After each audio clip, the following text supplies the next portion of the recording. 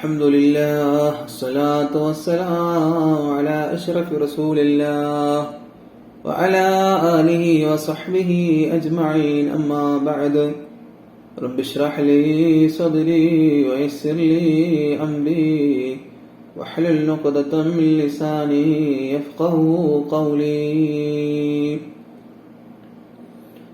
കേരളം കേട്ടുകൊണ്ടിരിക്കുന്ന ചില ഞെട്ടൽ വാർത്തകളുണ്ട്.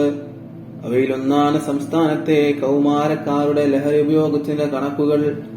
അലസമായി തള്ളുന്ന പല കണക്കുകളിൽ ഇതും ഇടം പിടിച്ചതുകൊണ്ടാവാം ന്യൂജൻ കാലത്തെ ലഹരി ഉപയോഗം വാണം കണക്കേ കുതിക്കുകയാണെന്ന്.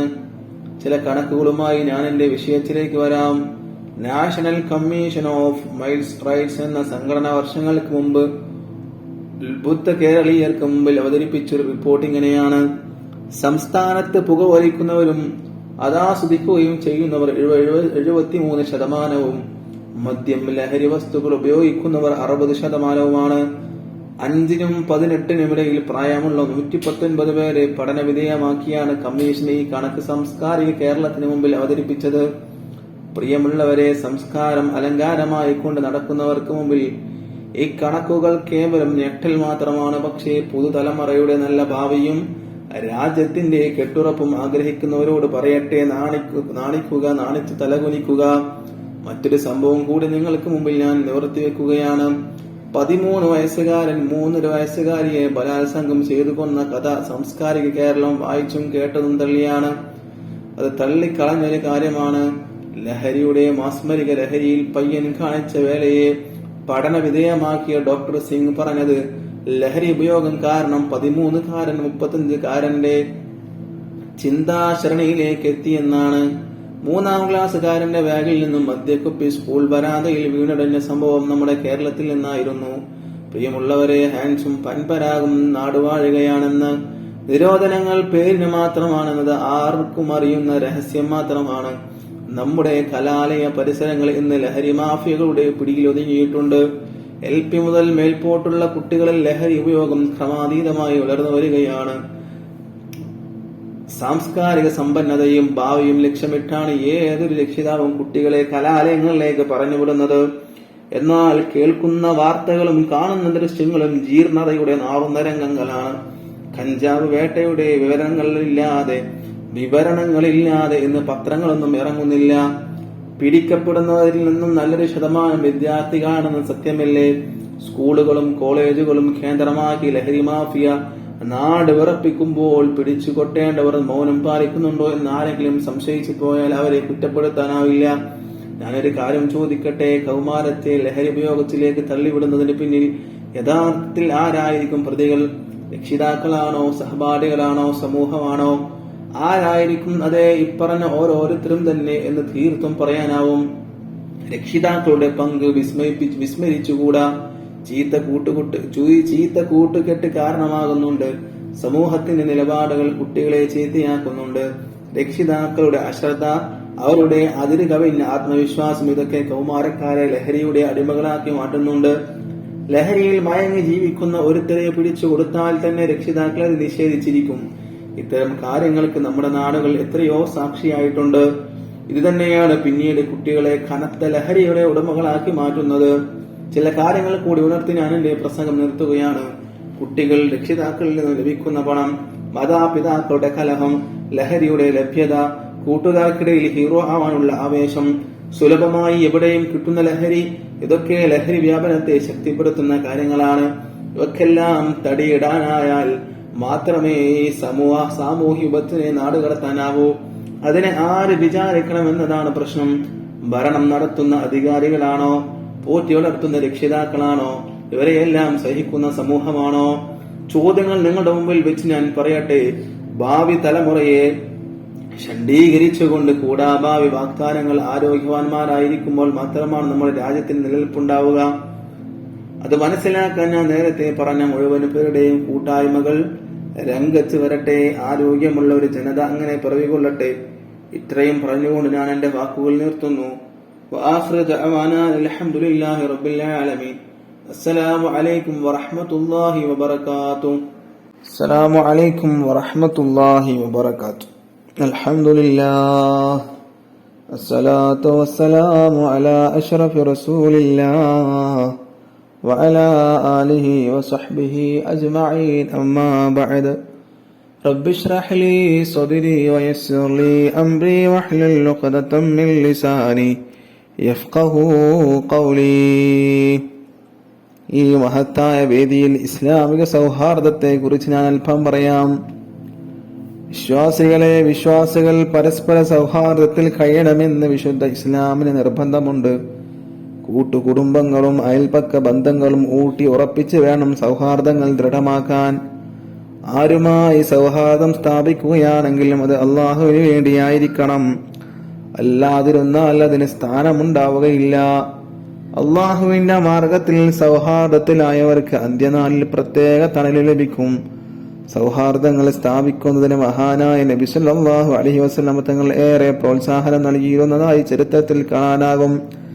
പുണ്യപുരുഷന്മാരെ സന്ദർശിക്കാനും അവരുമായി നല്ല ബന്ധം സ്ഥാപിക്കാൻ നബി തങ്ങൾ സ്വഹാബാക്കളോട് ഉപദേശിക്കാറുണ്ടായിരുന്നു. കൂട്ടത്തിൽ പറയട്ടെ, ഇതര മതസ്ഥരോട് നമുക്ക് സൗഹാർദ്ദം വേണോ, പക്ഷേ അത് നമ്മുടെ വിശ്വാസം പണയപ്പെടുത്തിയിട്ടാവരുത്. രോഗിയെ സന്ദർശിക്കലും കഷ്ടപ്പാടുള്ളവരെ സഹായിക്കലും സൗഹാർദ്ദത്തിന്റെ ഭാഗമാണ്. നബി തങ്ങൾ യഹൂദിയായ ഒരു കുട്ടി രോഗിയായി കിടന്നപ്പോൾ അവനെ കാണാൻ പോവുകയും അവനെ തലോടുകയും ചെയ്തതായി ചരിത്രത്തിൽ കാണാം. പ്രിയമുള്ളവരെ, നമ്മുടെ പൂർവികർ സൗഹാർദ്ദത്തിന് ഏറെ പ്രാധാന്യം നൽകിയിരുന്നതായി കാണാം. ബന്ധുക്കളെ കാണലും അയൽവാസികളുടെയും മറ്റു വീടുകൾ സന്ദർശിക്കലും ഏറെ ആവേശത്തോടെ നടത്തിയിരുന്നു. എന്നാൽ ഇന്നത്തെ അവസ്ഥ എന്തായി? സ്വന്തം കുടുംബക്കാരെ പോലും കുട്ടികൾക്ക് പരിചയപ്പെടുത്തി കൊടുക്കേണ്ട അവസ്ഥയല്ലേ സമൂഹത്തിലുള്ളത്? അയൽവക്കത്തെ വീട്ടിൽ എന്ത് നടക്കുന്നെന്ന് വിവരമറിയാൻ പത്രങ്ങൾ പരതേണ്ട അവസ്ഥ വന്നിട്ടില്ലേ? ആയതിനാൽ മഹാനായ നബിയെ നാം ഓർക്കുമ്പോൾ അവിടുന്ന് നിർദ്ദേശിച്ചതും കാണിച്ചു തന്നതുമായ സൗഹാർദ്ദങ്ങൾ നിലനിർത്തുന്നതിന് നാം ശ്രമിക്കണമെന്നാണ് ഈ അവസരത്തിൽ എനിക്ക് പറയാനുള്ളത്. ആധുനിക സംവിധാനങ്ങളുടെ കാലത്ത് അവയൊന്നും കേവലം ഒരു ഫോൺ കോളിൽ നിർത്തിത്തൂക്കരുത്. ഇത്തരം വേദികൾ അതിനുള്ള പ്രചോദനങ്ങളാവട്ടെ എന്ന് ആശംസിച്ചുകൊണ്ട് ഞാൻ എന്റെ വാക്കുകൾ ഉപസംഹരിക്കുകയാണ്. അൽഹംദുലില്ലാഹി റബ്ബിൽ ആലമീൻ. അസ്സലാമു അലൈക്കും വറഹ്മത്തുള്ളാഹി വബറകാതുഹു. അൽഹംദുലില്ലാഹ് വസ്സലാത്തു വസ്സലാമു അലാ അശ്റഫി റസൂലില്ലാഹ് വഅലാ ആലിഹി വസഹ്ബിഹി അജ്മഈൻ അമ്മാ ബഅദ്. رب اشرح لي صدري ويسر لي أمري واحلل عقدة من لساني يفقهوا قولي. വിശ്വാസികളെ, മഹത്തായ വേദിയിൽ പ്രവാചകന്മാരെ കുറിച്ചാണ് ഞാൻ സംസാരിക്കാൻ ഉദ്ദേശിക്കുന്നത്. അല്ലാഹു തൗഫീഖ് ചെയ്യട്ടെ. മനുഷ്യരെ ഇസ്ലാം മതത്തിലേക്ക് ക്ഷണിക്കുന്നതിനും അവരെ സംസ്കരിക്കുന്നതിനുമാണ് അല്ലാഹു പ്രവാചകന്മാരെ ഭൂലോകത്തേക്ക് അയച്ചത്. വിവിധ ദേശത്തും കാലത്തുമായി 100,000-ലധികം പ്രവാചകന്മാർ വന്നുപോയി. ആദ്യ മനുഷ്യനായ ആദം നബിയെ പ്രവാചകനായി നിയോഗിച്ചുകൊണ്ടാണ് അല്ലാഹു തആല അവന്റെ മതത്തെ മനുഷ്യർക്ക് പരിചയപ്പെടുത്തിയത്. ജനം തെറ്റിലേക്ക് വഴിമാറിക്കൊണ്ടിരിക്കുന്നപ്പോഴൊക്കെ അല്ലാഹു പ്രവാചകന്മാരെ അയച്ചുകൊണ്ടിരുന്നു. ജീവിത ലക്ഷ്യം മനുഷ്യർ വിസ്മരിച്ചപ്പോഴൊക്കെ ഇത് ആവർത്തിച്ചു പോന്നു. ഓരോ പ്രവാചകന്മാരും അവരുടെ കാലത്തിനും ദേശത്തിനും യോജ്യമായ പ്രബോധനങ്ങളാണ് നടത്തിയത്. ആരും അടങ്ങിയിരിക്കുന്നവരായിരുന്നില്ല. അങ്ങാടികളിലും ആഘോഷവേദികളിലും ആൾക്കൂട്ടങ്ങൾക്കിടയിലും പ്രവാചകന്മാർ തങ്ങളുടെ ദൗത്യം നിർവഹിച്ചു പോന്നു. പ്രബോധനവുമായി രംഗത്തിറങ്ങിയ പ്രവാചകന്മാരെ പൂമാലയിട്ടായിരുന്നില്ല ജനം സ്വീകരിച്ചത്, മർദ്ദനങ്ങൾ കൊണ്ടാണ് വരവേറ്റിരുന്നത്. മനുഷ്യനെ സൃഷ്ടിച്ചത് അല്ലാഹുവാണെന്നും ആരാധ്യനായി അല്ലാഹു മാത്രമേ ഉള്ളൂ എന്നും അവർ ജനങ്ങൾക്കിടയിൽ പറഞ്ഞുകൊണ്ടിരുന്നു. നാട്ടുപ്രമാണിമാർക്കും ഗ്രാമമുഖ്യന്മാർക്കും ആൾ ദൈവങ്ങൾക്കും ഇതൊന്നും ദഹിച്ചിരുന്നില്ല. അവർ പ്രവാചകന്മാരെ ക്രൂരമായ പീഡനങ്ങൾക്കിരയാക്കി. എല്ലാ മുഅ്ജിസത്തുകൾ കൊണ്ടവർ നേരിട്ടു. പ്രവാചകന്മാർ നമുക്കെന്നും മാതൃകയാണ് സഹോദരങ്ങളെ. അവർ നടത്തിയ ദൗത്യം നാം ആണ് ഇപ്പോൾ നിർവഹിക്കേണ്ടത്. വിശുദ്ധ ഇസ്ലാമിനെ ജനങ്ങൾക്ക് പരിചയപ്പെടുത്തി കൊടുക്കാൻ നാം ബാധ്യസ്ഥനാണ്. അത്തരം കാര്യങ്ങൾക്ക് ഈ ആഘോഷങ്ങളും നമ്മുടെ നബിദിനാഘോഷങ്ങളും നമ്മുടെ വേദികളൊക്കെ നാം എന്താക്കണം, ഉപയോഗപ്പെടുത്തണം. അല്ലാഹു സുബ്ഹാനഹു വ തആല അള്ളാഹുവിനെ വഴിപ്പെട്ട റസൂലുള്ളാഹി സ്വല്ലല്ലാഹു അലൈഹി വസല്ലം തങ്ങളെ കാണിച്ചു തന്ന വഴിയിലൂടെ സഞ്ചരിക്കാൻ നമുക്ക് തൗഫീഖ് നൽകട്ടെ. وآخر دعوانا الحمد لله رب العالمين. السلام عليكم ورحمة الله وبركاته. الحمد لله الصلاة والسلام على أشرف رسول الله وعلى آله وصحبه أجمعين أما بعد. പ്രിയമുള്ള വിശ്വാസികളെ, ഈ വേദിയിൽ ഞാൻ കൂട്ടുകാരെ കുറിച്ചാണ് സംസാരിക്കാൻ പോകുന്നത്. കൂട്ടുകാരില്ലാത്തവർ നമ്മിൽ ആരും ഉണ്ടാവില്ല അല്ലെ? എല്ലാവർക്കും വയസ്സായവർക്കും വയസ്സാവാത്തവർക്കും എല്ലാവർക്കും കൂട്ടുകാരുണ്ടാവും. ഒരാളെ കുറിച്ചറിയാൻ അയാളുടെ കൂട്ടുകാരെ കുറിച്ച് അറിഞ്ഞാൽ മതി എന്ന് പറയാറുണ്ട്. കൂട്ടുകാരന്റെ എല്ലാ സ്വഭാവവും അവനിലും കാണുമെന്നാണ് അതിന്റെ അർത്ഥം. അതുകൊണ്ട് നാം കൂട്ടുകാരെ തിരഞ്ഞെടുക്കുമ്പോൾ അവർ ഉത്തമരായി ആയിരിക്കണമെന്ന് ഇവിടെ പ്രത്യേകം ഉണർത്തേണ്ടതില്ല. തെറ്റിലേക്ക് നയിക്കുന്ന കൂട്ടുകാരുണ്ടായാൽ നാം നാശമാകുമെന്നോർക്കുക. നാം കഞ്ചാവിന് അടിമകളാകും, മദ്യത്തിന്റെയും മയക്കുമരുന്നിന്റെയും അടിമകളാകും. ആയതുകൊണ്ട് തന്നെ നല്ല കൂട്ടുകാരന്മാരെ കണ്ടെത്തണം. പ്രിയമുള്ളവരെ, നിങ്ങൾ കേട്ടിട്ടില്ലേ, ചാരിയാൽ ചാരിയത് മണക്കുമെന്ന്? പഴമക്കാർ പറഞ്ഞതാണിത്. അനുഭവം തന്നെയാണത് അവരെ അങ്ങനെ പറയിപ്പിച്ചത്. കൂട്ടുകാർ കാരണമായി തെറ്റുകൾ ചെയ്യുകയും ഒടുവിൽ കുടുംബത്തിലും നാട്ടിനും ചീത്തപ്പേരുണ്ടാക്കുകയും ചെയ്ത എത്ര പേരുടെ വർത്തമാനങ്ങൾ നാം കേൾക്കാറുണ്ട്. ആയതിനാൽ ഈ സമയത്ത് എനിക്ക് നിങ്ങളോട് ഉണർത്താനുള്ളത്, നാം നല്ല ചങ്ങാത്തവും കൂട്ടുകെട്ടും സ്ഥാപിക്കണം. എങ്കിൽ മാത്രമേ നമുക്ക് നല്ലവരായി തീരാൻ സാധ്യമാവുകയുള്ളൂ. മഹാനായ തിരുനബി സല്ലല്ലാഹു അലൈഹി വസല്ലം തങ്ങളുടെ കൂട്ടുകാരനെ കുറിച്ച് നിങ്ങൾ കേട്ടിട്ടില്ലേ? ആരായിരുന്നു മുത്തനബിയുടെ തങ്ങളുടെ കൂട്ടുകാരൻ? മറ്റാരുമല്ല, മഹാനായ അബൂബക്കർ സിദ്ദീഖ് റളിയല്ലാഹു അൻഹു ആയിരുന്നു. അത് നബിക്കൊപ്പം താങ്ങും തണലുമായി അദ്ദേഹം ഉണ്ടായിരുന്നു. ഹിറാ ഗുഹയിൽ നബിയെ സംരക്ഷിക്കാൻ അദ്ദേഹം ചെയ്ത കാര്യം നാമൊക്കെ പഠിച്ചിട്ടില്ലേ? അത് അത്തരം ഉത്തമ കൂട്ടുകാരാവട്ടെ നമ്മുടെ ഫ്രണ്ടുകൾ, കൂട്ടുകാർ. അല്ലാത്തവരെ നമുക്ക് തൽക്കാലം മാറ്റി നിർത്തിയേക്കാം. പറയാൻ ഇനിയും ഒരുപാടുണ്ട്, പക്ഷേ സമയം അതിനനുവദിക്കുന്നില്ല. കൂട്ടുകാരെ കുറിച്ച് ഒരുപാട് പറയാനുണ്ട്. അർദ്ധരാത്രിയുടെ യാമങ്ങളിൽ ബൈക്കിൽ കറങ്ങുകയാണ് യുവാക്കള്. ബൈക്കിലെങ്ങനെ കറങ്ങുകയാണ് അർദ്ധരാത്രിയുടെ യാമങ്ങളിൽ. 2 മണിയുടെ സമയത്തും 3 മണിയുടെ സമയത്തും കൂട്ടുകാർ, യുവാക്കൾ എവിടെയില്ല, വീട്ടിനുള്ളിലില്ല. അവരെങ്ങനെ കറങ്ങുകയാണ്, അനാശാസ്യ പ്രവർത്തനങ്ങളിൽ ഏർപ്പെടുകയാണ്, മയക്കുമരുന്നിന്റെ ഉപയോഗം നടത്തുകയാണ്. അങ്ങനെയൊക്കെ നീങ്ങിക്കൊണ്ടിരിക്കുന്ന യുവത്വമാണ്. കൂട്ടുകാരെ തിരഞ്ഞെടുക്കുമ്പോൾ നല്ല കൂട്ടുകാരെ തിരഞ്ഞെടുക്കുക. അല്ലാഹു സുബ്ഹാനഹു തആല തൗഫീഖ് നൽകട്ടെ. നമ്മുടെയൊക്കെ കൂട്ടുകാരെയൊക്കെ അല്ലാഹു സ്വർഗം നൽകി അനുഗ്രഹിക്കുമാറാവട്ടെ. ആഖിറു ദഅവാനാ അൽഹംദുലില്ലാഹി റബ്ബിൽ ആലമീൻ. അൽഹംദുലില്ലാഹ് അസ്സലാത്തു വസ്സലാമു അലാ അഷ്റഫി റസൂലില്ലാഹ് വഅലാ ആലിഹി വസഹ്ബിഹി അജ്മഈൻ അമ്മാ ബഅദ്. മനുഷ്യരെ ഉന്നതരാക്കുന്ന ഏറ്റവും വലിയ കാര്യമാണ് അറിവ്. പല രൂപത്തിലുള്ള അറിവുകളുണ്ട്. ഇൽമുൽ ഗൈബിന്റെ അദൃശ്യമായ അറിവുകളാണ്, അദൃശ്യമായ കാര്യങ്ങളാണ്. അത് അള്ളാഹു ഇഷ്ടപ്പെടുന്ന അവന്റെ അമ്പിയാക്കൾക്കും ഔലിയാക്കൾക്കും മാത്രമേ, അവന്റെ ഇഷ്ടപ്പെട്ട ദാസന്മാർക്ക് മാത്രമേ അള്ളാഹു അത് അറിയിച്ചു കൊടുക്കുള്ളൂ. അറിവുള്ളവർ സമൂഹത്തിൽ എന്നെന്നും ആദരിക്കപ്പെടുകയും ബഹുമാനിക്കപ്പെടുകയും ചെയ്യുന്നവരാണ്. വിശുദ്ധ ഖുർആൻ ഇങ്ങനെ ചോദിക്കുന്നുണ്ട്, നിങ്ങളിൽ അറിവുള്ളവരും ഇല്ലാത്തവരും തുല്യരാണോ? വിശുദ്ധ ഖുർആനിന്റെ ചോദ്യമാണിത്. ഏത് കാര്യത്തെക്കുറിച്ചും അറിവുണ്ടായിരിക്കുക എന്നത് വലിയ മഹത്വം തന്നെയാണ്. ഏതൊരു കാര്യവും, എന്ത് കാര്യവും ചോദിച്ചാൽ അതിന് ഉടനടി മറുപടി ഉണ്ടാവുക, അതിനെക്കുറിച്ച് എക്സ്പ്ലെയിൻ ചെയ്യുക, പറഞ്ഞു കൊടുക്കുക, അത് വലിയൊരു മഹത്തുള്ള കാര്യമാണ്. ആദം അലൈഹിസ്സലാമിനെ സൃഷ്ടിച്ച അള്ളാഹു അദ്ദേഹത്തിന് സർവ്വ വസ്തുക്കളുടെയും പേരുകൾ പഠിപ്പിച്ചു കൊടുത്തു എന്ന് ഖുർആൻ പറയുന്നുണ്ട്. ഇസ്ലാമിന്റെ പ്രബോധനവുമായി വന്ന എല്ലാ പ്രവാചകന്മാരും നല്ല വിവരമുള്ളവരായിരുന്നു. അറിവുള്ളവർ സമൂഹത്തിൽ ഏറെ ആദരിക്കപ്പെടുന്നത് നാം കണ്ടിരിക്കും. ഒരു പണ്ഡിതനും ഒരു സാധാരണക്കാരനും യാത്ര ചെയ്യുന്നു എന്ന് സങ്കല്പിക്കുക. വഴിയിൽ പണ്ഡിതന്റെ കൈപിടിക്കാനും വിശേഷങ്ങൾ തിരക്കാനും ആളുകൾ തിരക്ക് കൂട്ടുന്നത് നമുക്ക് കാണാൻ സാധിക്കാം. അറിവില്ലാത്ത ആളെ ആരും പരിഗണിക്കുന്നതായി കാണാറില്ല. അറിവുള്ളവർ മരണപ്പെട്ടാലും അവരെ കുറിച്ച് പറയാൻ ധാരാളം ആളുകൾ ഉണ്ടാകും. എന്നാൽ അറിവില്ലാത്തവൻ മരണപ്പെട്ടതോടുകൂടി അവൻ മരിക്കുന്നത് കൂടി അവനെ ആളുകൾ മറന്നു പോകുന്നതാണ്. എന്തെങ്കിലും എങ്ങനെയെങ്കിലും പഠിച്ചത് കൊണ്ട് അറിവുണ്ടാകണമെന്നില്ല. അതിന് ചില മര്യാദകൾ പാലിക്കണം. കാര്യങ്ങൾ ഗൗരവത്തോടെ പഠിക്കുക. അതുമായി ബന്ധപ്പെട്ട കാര്യങ്ങളെ ബഹുമാനിക്കുക. ഉസ്താദിനെ ബഹുമാനിക്കുക. ഉസ്താദിരിക്കുന്ന കസേരയെ ബഹുമാനിക്കുക. ഉസ്താദിന്റെ മറ്റുള്ള എന്തൊക്കെ കാര്യങ്ങളുണ്ടോ അതിനെയൊക്കെ ബഹുമാനിക്കുക. അദബുണ്ടായിരിക്കണം. അദബില്ലെങ്കിൽ പഠിക്കുന്ന അറിവ് കൊണ്ട് ഒന്നിനും കൊള്ളുകയില്ല. പഠിച്ചതിനനുസരിച്ച് പ്രവർത്തിക്കുക എന്നിവയെല്ലാം മുഖ്യമാണ്. അത്തരത്തിലുള്ള അറിവിനെ സ്ഥാനം ലഭിക്കുകയുള്ളൂ. ഞാനൊരു കാര്യം ഉണർത്തി നിർത്തുകയാണ്. നാമൊക്കെ കുട്ടികളാണ്. പഠിച്ചു വളരേണ്ട കാലമാണിപ്പോൾ. എന്റെ ഈ ശബ്ദം കേൾക്കുന്ന വലിയ ആളുകളുണ്ടാവാം. വലിയ ആളുകൾ കുട്ടികൾക്ക് ഉണർത്തി കൊടുക്കേണ്ട കാര്യങ്ങളാണ്. അവരൊക്കെ അറിവ് പഠിക്കുന്ന ആളുകളാണ്.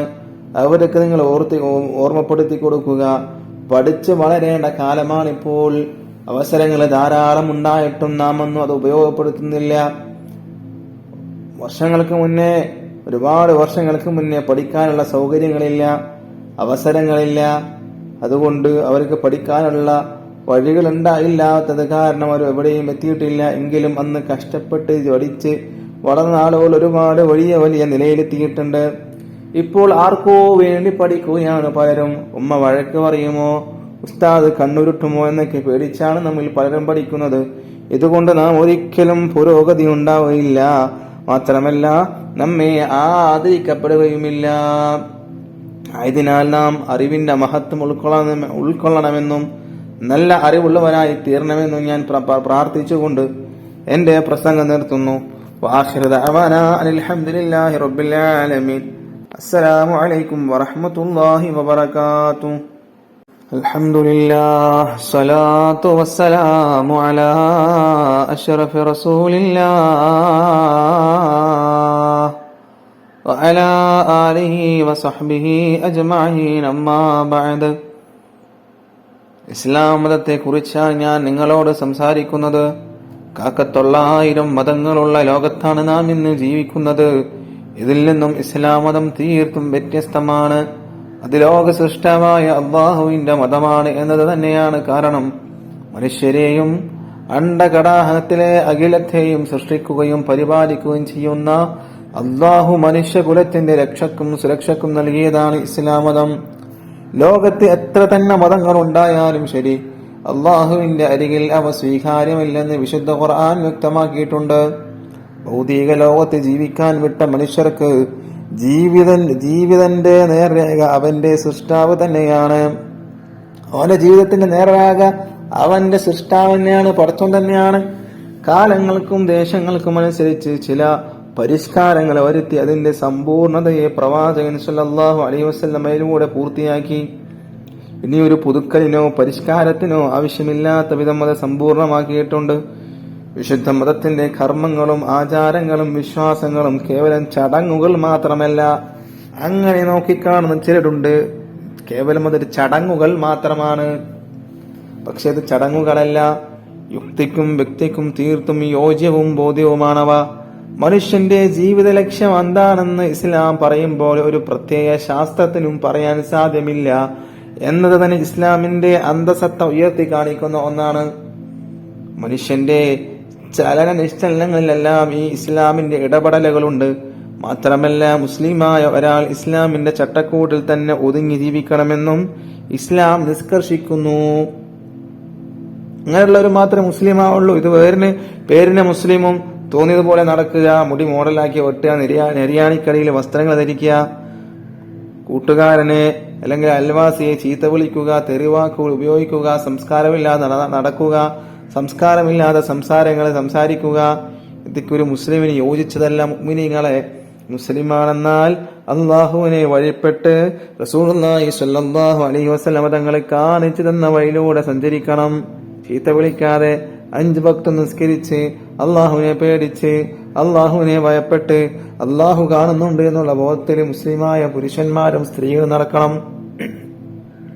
റോഡിലൂടെ നടന്നു പോകുമ്പോ ഉസ്താദുമാരെ കണ്ട തട്ടം നേരെയാക്കും.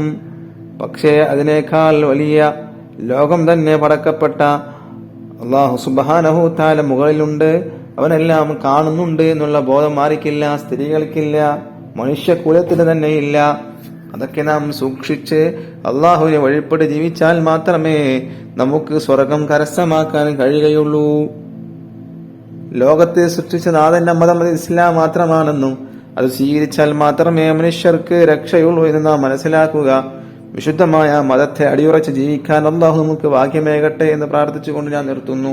വാഖിറു ദഅവാനാ അൽഹംദുലില്ലാഹി റബ്ബിൽ ആലമീൻ. അസ്സലാമു അലൈക്കും വറഹ്മത്തുള്ളാഹി വബറകാതുഹു. അൽഹംദുലില്ലാഹ് അസ്സലാത്തു വസ്സലാമു അലാ അഷ്റഫി റസൂലില്ലാഹ് വഅലാ ആലിഹി വസ്വഹ്ബിഹി അജ്മഈൻ. അമ്മാ ബഅദ്. ഒരു മല്ലന്റെ കഥയാണിത്. ഒരു മല്ല യുദ്ധത്തിൽ പേരെടുത്ത ആൾ, മക്കർക്കാർക്ക് സുപരിചിതൻ. പേര് റുഖാന. ജോലി ഗുസ്തിയാണ്. നല്ല ആരോഗ്യവാന്മാരും മെയ്വഴക്കം വന്നവരും റുഖാനയെ വെല്ലുവിളിക്കും. റുഖാന വെല്ലുവിളി സ്വീകരിക്കും. അതോടെ ശ്രദ്ധ ആകർഷിക്കും. ആകാംക്ഷ പരക്കും. ജനം ഉത്കണ്ഠയോടെ കാത്തിരിക്കും. ഗുസ്തിയുടെ സമയം വരുമ്പോൾ കണക്കില്ലാത്ത ജനം വന്നു ചേരും. അങ്ങനെ പോർവിളി ഉയരുകയായി. കാഴ്ചക്കാർ ശ്വാസമടക്കി പിടിച്ചിരിക്കും. നിമിഷങ്ങൾക്കകം ഗുസ്തി തുടങ്ങും. ജനം നോക്കി നിൽക്കെ റുഖാന എതിരാളിയെ എടുത്തെറിയും. പ്രതിയോഗി നിലം പരിശയായി. റുഖാന വിജയം വരിക്കുന്നു. ജനം മാർത്ത് ചിരിക്കുന്നു. ആഹ്ലാദത്തിന്റെ ആരവം. റുഖാനയെ തോൽപ്പിക്കാനാവില്ല. ഒരു മല്ലനും റുഖാനയോട് വിജയിക്കില്ല. മക്കക്കാർ അങ്ങനെ വിശ്വസിച്ചു. ഒരു ദിവസം നബി സല്ലല്ലാഹു അലൈഹി വസല്ലം തങ്ങൾ ഒരു മലഞ്ചെരിവിലൂടെ നടന്നു വരികയായിരുന്നു. മനം നിറയെ ചിന്തകൾ, വിനയം നിറഞ്ഞ മുഖം. പതിയെ നടക്കുന്നു. എതിർദിശയിൽ നിന്ന് മറ്റൊരാൾ നടന്നു വരുന്നു. ഗുസ്തിക്കാരൻ റുഖാന ആ നടപ്പ് തന്നെ കാണണം. നെഞ്ചു വിരിച്ചു നീണ്ട കൈകൾ വീശി അങ്ങനെ പോരാടിയെ പോലെ നടന്നു വരികയാണ്. റുഖാന നടന്നു വരുന്ന വഴിയിൽ ആരും നിൽക്കില്ല. പെട്ടെന്ന് മാറിക്കളയും. റുഖാൻ അടുത്തെത്തി. മുഖത്തു ധിക്കാര ഭാവം. പ്രവാചകൻ സല്ലല്ലാഹു അലൈഹി വസല്ലം തങ്ങള് മല്ലന്റെ മുഖത്തേക്ക് നോക്കി മന്ദഹസിച്ചു. മല്ലൻ തികഞ്ഞ ഗൗരവത്തിൽ തന്നെ. അങ്ങനെ ലോകത്തിന്റെ നായകൻ ഒരു മുത്തു മുഹമ്മദ് മുസ്തഫ സല്ലല്ലാഹു അലൈഹി വസല്ലം തങ്ങള് വിനയത്തോടെ സംസാരിക്കാൻ തുടങ്ങി. റുഖാന, താങ്കൾ അള്ളാഹുവിനെ ഭയപ്പെടുക. സൃഷ്ടാവായ അള്ളാഹുവിൽ വിശ്വസിക്കുക. ഞാൻ അള്ളാഹുവിന്റെ ദൂതനാണെന്ന് താങ്കൾ സാക്ഷ്യം വഹിക്കുക. റുഖാന ഗൗരവത്തിൽ തന്നെ സംസാരിച്ചു. അല്പനേരത്തെ സംവാദം ഗുസ്തിയിലെത്തി എന്ന് പറഞ്ഞാൽ മതിയല്ലോ. ഞാൻ ഗുസ്തി പിടിക്കാൻ തയ്യാറുണ്ടോ? നബി സല്ലല്ലാഹു അലൈഹി വസല്ലം തങ്ങൾ ചോദിച്ചു. ശരി, ഗുസ്തിക്ക് തയ്യാർ. റുഖാന പ്രഖ്യാപിച്ചു. ആരാധനക്കർഹനായി അല്ലാഹു അല്ലാതെ മറ്റൊരു ഇലാഹില്ല എന്നും മുഹമ്മദ് അവന്റെ റസൂലാണെന്നും നിങ്ങൾ സാക്ഷ്യം വഹിക്കുമോ? നബി സല്ലല്ലാഹു അലൈഹി വസല്ലം തങ്ങൾ ചോദിച്ചു. ഗുസ്തിയിൽ താങ്കൾ ജയിക്കുകയാണെങ്കിൽ ഞാൻ സാക്ഷ്യം വഹിക്കാം. റുഖാന പ്രഖ്യാപിച്ചു. അങ്ങനെ പ്രവാചകനും സല്ലല്ലാഹു അലൈഹി വസല്ലം തങ്ങൾ റുഖാനയും തമ്മിൽ ഗുസ്തിയാണ്. കേട്ടവർക്കെല്ലാം അതിശയം, ശത്രുക്കൾക്ക് തമാശ.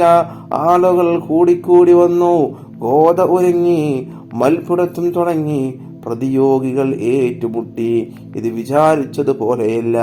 അൽ അമീൻ ചില്ലറക്കാരനല്ലല്ലോ. നല്ല മല്ലൻ തന്നെ, ശക്തനും തന്നെ. നിമിഷങ്ങൾ കടന്നുപോയി. അൽ അമീൻ തകർന്നു വീഴുന്നത് കാണാൻ ശത്രുക്കൾ കാത്തിരുന്നു. ആഹ്ലാദിക്കാനും പൊട്ടിച്ചിരിക്കാനും കാത്തിരുന്നവർ ഞെട്ടിപ്പോയി. റുഖാനയതാ മലർന്നിടിച്ച് വീട് കിടക്കുന്നു. വീണ് കിടന്നിടത്ത് നിന്ന് എഴുന്നേറ്റ് റുഖാന പറഞ്ഞു, ഒരു പരാജയം, അത് സാരമില്ല. ഒരിക്കൽ കൂടി ഗുസ്തിക്ക് തയ്യാറുണ്ടോ? ഈ വെല്ലുവിളി സ്വീകരിക്കാമോ?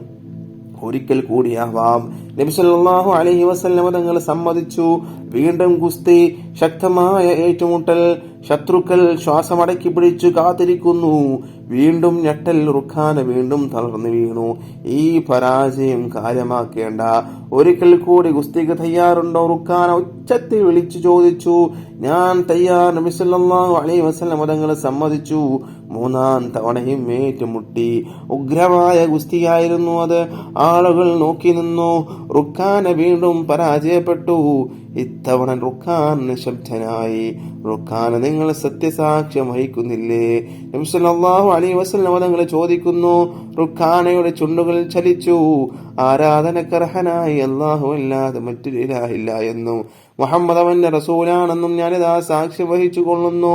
അങ്ങനെ റുഖാന റളിയല്ലാഹു എന്ന വല്ല യുദ്ധവീരൻ ഇസ്ലാമിന്റെ വിനീതനായ അനുയായിയായി തീർന്നു. ഇതാണ് റുഖാനയുടെ ചരിത്രം. കുസ്തിക്കാരനൊരു മല്ലന്റെ ചരിത്രം. അല്ലാഹു സുബ്ഹാനഹു തആല നമ്മേവരെയും വിനയമുള്ളവരുടെ കൂട്ടത്തിൽ ഉൾപ്പെടുത്തുമാറാവട്ടെ. റസൂലുള്ളാഹി സ്വല്ലല്ലാഹു അലൈഹി വസല്ലം തങ്ങളെ കാണിച്ചു തന്ന വഴിയിലൂടെ സഞ്ചരിക്കാൻ നമുക്ക് ഏവർക്കും തൗഫീഖ് നൽകുമാറാവട്ടെ.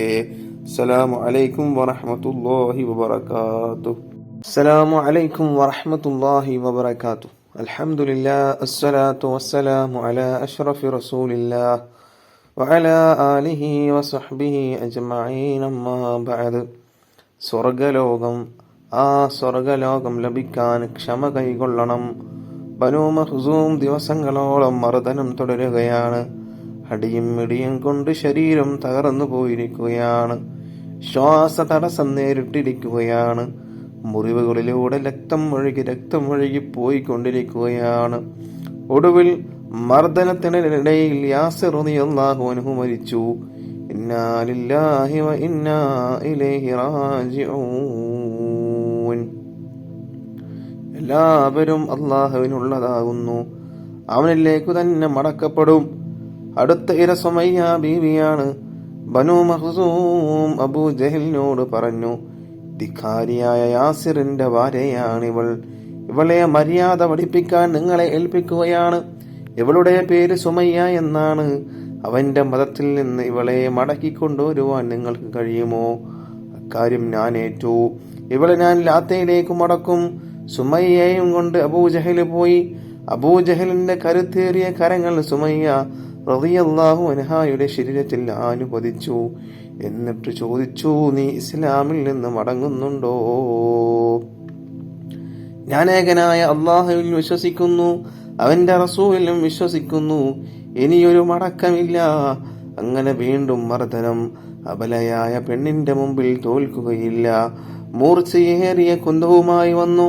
സുമയ്യ റളിയല്ലാഹു അൻഹായെ വലിച്ചഴിച്ചു താഴെയിട്ടു. ശരീരം മലർത്തിയിട്ടു. കരങ്ങൾ കുന്തത്തിൽ പിടിമുറുക്കി. കുന്തമുയർന്നു. ശക്തിയായ ഒരു കുത്ത് നാവിയുടെ താഴ്ഭാഗത്ത് ഉന്നം വെച്ചു. കുന്തമ്മ ശരീരത്തിലേക്ക് താഴ്ന്നിറങ്ങി. ചോര തെറിച്ചു. മണൽ തരികൾ ചുവന്നു. ലാ ഇലാഹ ഇല്ലല്ലാഹ്, ലാ ഇലാഹ ഇല്ലല്ലാഹ്. തളർന്ന ചുണ്ടുകളുടെ മന്ത്രം. ആത്മാവ് പറന്നുപോയി. ചലനമറ്റ ശരീരം മണൽപ്പരപ്പിൽ അനാഥമായി കിടന്നു. ഇസ്ലാമിന് വേണ്ടി രക്തസാക്ഷിത്വം വരിച്ച ആദ്യത്തെ വനിതയാണ് സുമയ്യ റളിയല്ലാഹു അൻഹാ. അബ്ദുള്ളയും ക്രൂരമായ മർദ്ദനത്തിനിടയിൽ മരണപ്പെട്ടു. അമ്മാർ എങ്ങനെയോ മരണത്തിൽ നിന്ന് രക്ഷപ്പെട്ടു. പിൽക്കാല ഇസ്ലാമിക ചരിത്രത്തിൽ അമ്മാറിന്റെ സേവനങ്ങൾ വളരെ മഹത്തായതാണ്. ലുബൈന റളിയല്ലാഹു അൻഹാ ഒരു അടിമ പെൺകുട്ടിയാണ്. ഉമർ റളിയല്ലാഹു അൻഹു ഇസ്ലാമിലേക്ക് വരുന്നതിന് മുമ്പുള്ള നാളുകളിലാണ് സംഭവം. ശക്തനായ ഉമർ ലുബൈനയെ കഠിനമായി മർദ്ദിച്ചു. തളർന്ന ചുണ്ടുകൾ മന്ത്രിച്ചത് ഇങ്ങനെയായിരുന്നു, യജമാനൻ താങ്കൾ ഇസ്ലാമിലേക്ക് വരൂ. ഉമർ ഇബ്നുൽ ഖത്താബ് റളിയല്ലാഹു അൻഹുവിനോടാണ് പറയുന്നത്. എട്ടിപ്പോയി ധീരനായ ഉമർ റളിയല്ലാഹു. അസ്സലാമു അലൈക്കും വറഹ്മത്തുള്ളാഹി വബറകാതുഹു. അൽഹംദുലില്ലാഹ് അസ്സലാത്തു വസ്സലാമു അലാ അഷ്റഫി റസൂലില്ലാഹ് വഅലാ ആലിഹി വസഹ്ബിഹി അജ്മഈൻ. അമ്മാ ബഅദ്. നമ്മുടെ ഉമ്മയെയും ഉപ്പയെയും കുറിച്ചാണ് ഞാൻ ഇന്നെൻ്റെ പ്രസംഗം ഉപയോഗിക്കപ്പെടുന്നത്. നമ്മെ സൃഷ്ടിച്ച അള്ളാഹുവിനോടുള്ള കടപ്പാടുകൾ കഴിഞ്ഞാൽ പിന്നെ നമുക്ക് ഏറ്റവും കൂടുതൽ കടപ്പാടുള്ളത്, ബാധ്യതയുള്ളത് നമ്മുടെ മാതാപിതാക്കളോടാണ്. അള്ളാഹു വിശുദ്ധ ഖുർആനിൽ പറയുന്നുണ്ട്, നിങ്ങൾ എനിക്ക് ആരാധിക്കുക, ശിർക്ക് ചെയ്യരുത്, മാതാപിതാക്കൾക്ക് നിങ്ങൾ നന്മ ചെയ്യുക. മാതാപിതാക്കളോട് കാണിക്കേണ്ട കാരുണ്യവും സ്നേഹവും പെരുമാറ്റ രീതികളും പലയിടങ്ങളിലായി ഖുർആൻ വ്യക്തമാക്കുന്നുണ്ട്. ഇരുലോക വിജയത്തിന് നിദാനമായ മുഴുവൻ കാര്യങ്ങളും പഠിപ്പിച്ച അതുല്യ ഗുരുവാണല്ലോ ലോകത്തിന്റെ നായകൻ ഗുരു മുത്തു മുഹമ്മദ് മുസ്തഫ സല്ലല്ലാഹു അലൈഹി വസല്ലമ തങ്ങൾ. സ്വന്തം മാതാവിനെ ഓർത്ത് കണ്ണീരൊഴുക്കിയ റസൂൽ സല്ലല്ലാഹു അലൈഹി വസല്ലമ തങ്ങൾ മാതാപിതാക്കൾക്ക് അർഹമായ പരിഗണന നൽകാൻ ശക്തമായ ഭാഷയിൽ നിർദ്ദേശിച്ചതായി നമുക്ക് കാണാം.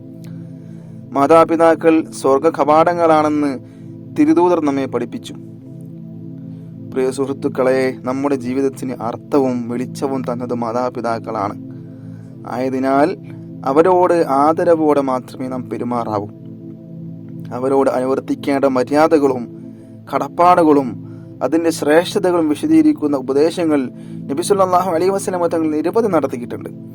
അള്ളാഹുവിനേറെ പ്രിയപ്പെട്ട അമൽ ഏതെന്ന് ചോദിച്ചപ്പോൾ സമയത്തിന് നിസ്കരിക്കലും മാതാപിതാക്കൾക്ക് ഗുണം ചെയ്യലും അള്ളാഹുവിന്റെ മാർഗത്തിലുള്ള പോരാട്ടവുമാണെന്നാണ് നബി സല്ലല്ലാഹു അലൈഹി വസല്ലമ തങ്ങൾ ഉണർത്തിയത്.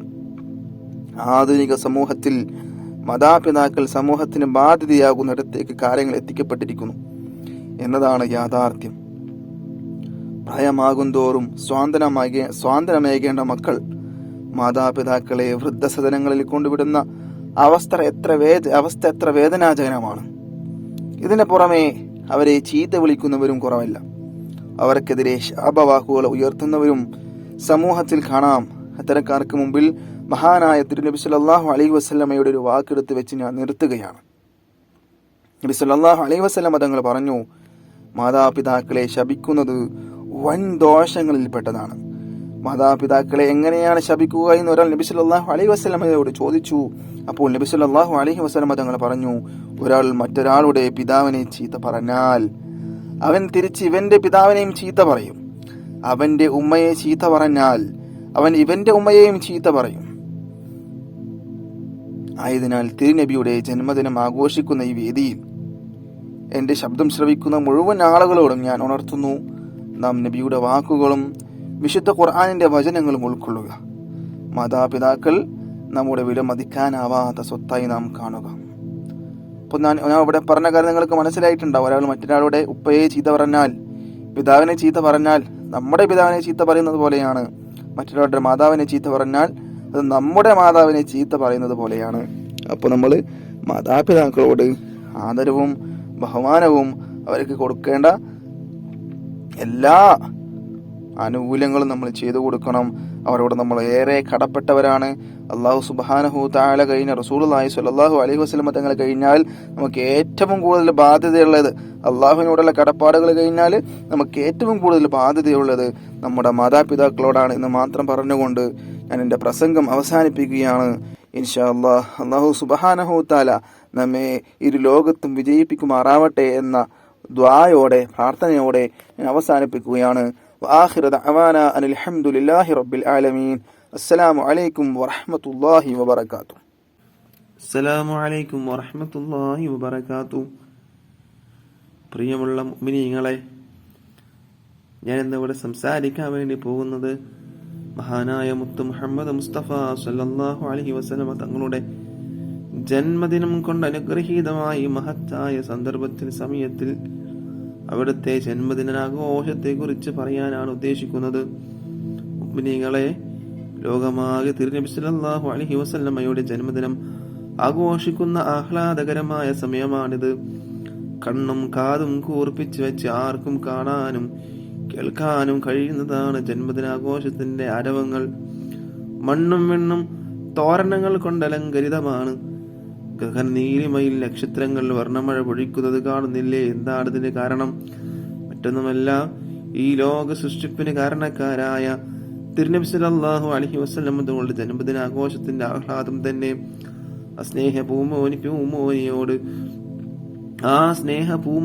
പൂമേനിയോട് നെഞ്ചിനുള്ളിൽ അല്പമെങ്കിലും സ്നേഹമുള്ള ആരും ഈ മാസത്തിൽ ആഹ്ലാദിക്കാതിരിക്കില്ല. നൂറ്റാണ്ടുകൾക്ക് മുമ്പാണ് തിരുനബി സല്ലല്ലാഹു അലൈഹി വസല്ലം തങ്ങൾ പിറന്നത്. അതേ മക്ക എന്ന മണൽ ഭൂമിയിലാകുന്നു അവിടുത്തെ ജനനം. കലുഷിതമായിരുന്നു അക്കാലം. മനുഷ്യർ ജീവിത ലക്ഷ്യം മറന്ന് ജീവിച്ചു. അവരെ ജീവിതത്തിന്റെ അർത്ഥം പഠിപ്പിക്കാനായിരുന്നു തിരുനബി സല്ലല്ലാഹു അലൈഹി വസല്ലം തങ്ങൾ സത്യം കണ്ടറിഞ്ഞ് ആയിരങ്ങൾ വിശുദ്ധി മതത്തിന്റെ ആവാഹകരായി മാറി. നന്മയും തിന്മയും അവിടുന്ന് പഠിപ്പിച്ചു. സത്യവും അസത്യവും വേർതിരിച്ച് കാണിച്ചു. അവിടുന്ന് പഠിപ്പിക്കാൻ ബാക്കിയൊന്നുമില്ല. മനുഷ്യ ജീവിതത്തിന്റെ നിഖില മേഖലകളും ആ ജീവിതത്തിലൂടെ സമൂഹം മനസ്സിലാക്കി. അങ്ങനെയുള്ള പൂമേനിയെ തന്റെ അനുയായികൾ ഒരിക്കലും മറന്നില്ല. നബിയെ നേരിൽ കണ്ട സഹാബികളും അവരെ കണ്ടവരുമെല്ലാം അവിടുത്തെ പാത പിന്തുടർന്നു പോന്നു.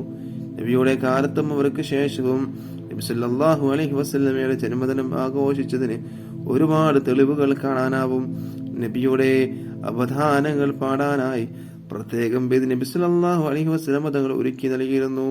നബി സല്ലല്ലാഹു അലൈഹി വസല്ലമ തങ്ങൾ ജനിച്ച ദിവസമായ തിങ്കളാഴ്ചയിൽ അവിടെ നിന്ന് നോമ്പെടുത്ത് അള്ളാഹുവിന് നന്ദി കാണിച്ചിരുന്നു. പരത്തി പറയാൻ എന്റെ സമയം അനുവദിക്കുന്നില്ല. ഇൻഷാ അല്ലാഹ് അടുത്ത വീഡിയോയുമായി നമുക്ക് കാണാം. അല്ലാഹു സുബ്ഹാനഹു തആല തൗഫീഖ് നൽകട്ടെ. വആഖിറു ദഅവാനാ അനിൽ ഹംദുലില്ലാഹി റബ്ബിൽ ആലമീൻ. അസ്സലാമു അലൈക്കും വറഹ്മത്തുള്ളാഹി വബറകാതുഹു. അസ്സലാമു അലൈക്കും വറഹ്മത്തുള്ളാഹി വബറകാതുഹു. അൽഹംദുലില്ലാഹ് അസ്സലാത്തു വസ്സലാമു അലാ അഷ്റഫി റസൂലില്ലാഹ് വഅലാ ആലിഹി വസ്വഹ്ബിഹി അജ്മഈൻ. അമ്മാ ബഅദ്. ഇന്ന് ഞാൻ നിങ്ങളോട് സംസാരിക്കുന്നത് ഇസ്ലാം മതത്തെക്കുറിച്ചാണ്. 900 മതമുള്ള ലോകത്താണ് നാം ഇന്ന് ജീവിക്കുന്നത്, അല്ലേ? ഇതിൽ നിന്നും ഇസ്ലാം മതം തീർത്തും വ്യത്യസ്തമാണ്. അത് ലോക സൃഷ്ടാവായ അള്ളാഹുവിന്റെ മതമാണ് എന്ന് തന്നെയാണ് പ്രധാന കാരണം. മനുഷ്യരെയും അണ്ടകടാഹത്തിലെ അഖിലത്തെയും സൃഷ്ടിക്കുകയും പരിപാലിക്കുകയും ചെയ്യുന്ന അള്ളാഹു മനുഷ്യകുലത്തിന് രക്ഷയ്ക്കും സുരക്ഷയ്ക്കും നൽകിയതാണ് ഇസ്ലാം മതം. ലോകത്ത് എത്ര തന്നെ മതങ്ങളുണ്ടായാലും ശരി, അള്ളാഹുവിന്റെ അരികിൽ അവ സ്വീകാര്യമല്ലെന്ന് വിശുദ്ധ ഖുർആൻ വ്യക്തമാക്കിയിട്ടുണ്ട്. ഭൗതിക ലോകത്ത് ജീവിക്കാൻ വിട്ട മനുഷ്യർക്ക് ജീവിതത്തിന്റെ നേർരേഖ അവന്റെ സൃഷ്ടാവ് തന്നെയാണ് സംവിധാനിച്ചത്. കാലങ്ങൾക്കും ദേശങ്ങൾക്കും അനുസരിച്ച് ചില പരിഷ്കാരങ്ങൾ വരുത്തി അതിന്റെ സമ്പൂർണതയെ പ്രവാചകൻ സല്ലല്ലാഹു അലൈഹി വസല്ലമയിലൂടെ പൂർത്തിയാക്കി. ഇനി ഒരു പുതുക്കലിനോ പരിഷ്കാരത്തിനോ ആവശ്യമില്ലാത്ത വിധം അത് സമ്പൂർണമാക്കിയിട്ടുണ്ട്. ആർക്കും പുതുക്കാനും അർഹതയില്ല. അതുപോലെ തന്നെ പുതിയൊരു പരിഷ്കാരം അതിൽ കൊണ്ടുവരാനും അർഹതയില്ല. അത് ആവശ്യമില്ലതാനും. വിശുദ്ധ മതത്തിന്റെ കർമ്മങ്ങളും ആചാരങ്ങളും വിശ്വാസങ്ങളും കേവലം ചടങ്ങുകൾ മാത്രമല്ല, യുക്തിക്കും വ്യക്തിക്കും തീർത്തും യോജ്യവും ബോധ്യമാണവുമാവ. മനുഷ്യന്റെ ജീവിത ലക്ഷ്യം എന്താണെന്ന് ഇസ്ലാം പറയും പോലെ ഒരു പ്രത്യേക ശാസ്ത്രത്തിനും പറയാൻ സാധ്യമല്ലെന്ന് നമുക്ക് തന്നെ മനസ്സിലാക്കാൻ സാധിക്കുന്ന കാര്യം തന്നെയാണ്. അത് ഇസ്ലാമിന്റെ അന്തസത്ത ഉയർത്തി കാണിക്കുന്നു, അല്ലെ? മനുഷ്യന്റെ ചലന നിശ്ചലനങ്ങളിലെല്ലാം ഇസ്ലാമിന്റെ ഇടപെടലുണ്ട്. എല്ലാ കാര്യങ്ങളും നമ്മൾ എന്തൊക്കെ ചെയ്യുന്നുണ്ടോ അതിലൊക്കെ ഇസ്ലാമിന്റെ ഇടപെടലുണ്ട്.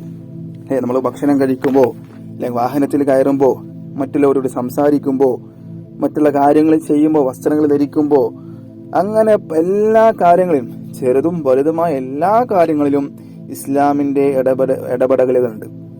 മറ്റുള്ള ഒരു മതത്തിലും ഇതുപോലുള്ള ഇടപെടലുകൾ നമുക്ക് കാണാൻ സാധിക്കൂല. മുസ്ലിമായ ഒരാൾ ഇസ്ലാമിന്റെ ചട്ടക്കൂടിൽ തന്നെ ഒതുങ്ങി ജീവിക്കണമെന്നും ഇസ്ലാം പറയുന്നുണ്ട്, നിഷ്കർഷിക്കുന്നുണ്ട്. പക്ഷേ നമ്മൾ പലരും അങ്ങനെ നടക്കുന്നില്ല. പേരിന് മുസ്ലിമാണ്, മുഹമ്മദ് എന്ന് പേരുണ്ട്, ജബ്ബാർ എന്ന് പേരുണ്ട്, നാസർ എന്ന് പേരുണ്ട്. പക്ഷേ നമ്മൾ എന്താക്കുന്നില്ല, അതനുസരിച്ച് ജീവിക്കുന്നില്ല. പ്രിയപ്പെട്ടവരെ, ഒരുപാട് പരത്തി ഞാനൊന്നും പറയുന്നില്ല. ലോകത്ത് എത്ര മതങ്ങളുണ്ടായാലും ലോകത്തെ സൃഷ്ടിച്ച നാഥന്റെ മതം അത് ഇസ്ലാം മാത്രമാണെന്നും അത് സ്വീകരിച്ചാൽ മാത്രമേ മനുഷ്യർക്ക് രക്ഷയുള്ളൂ എന്നും നാം മനസ്സിലാക്കുക.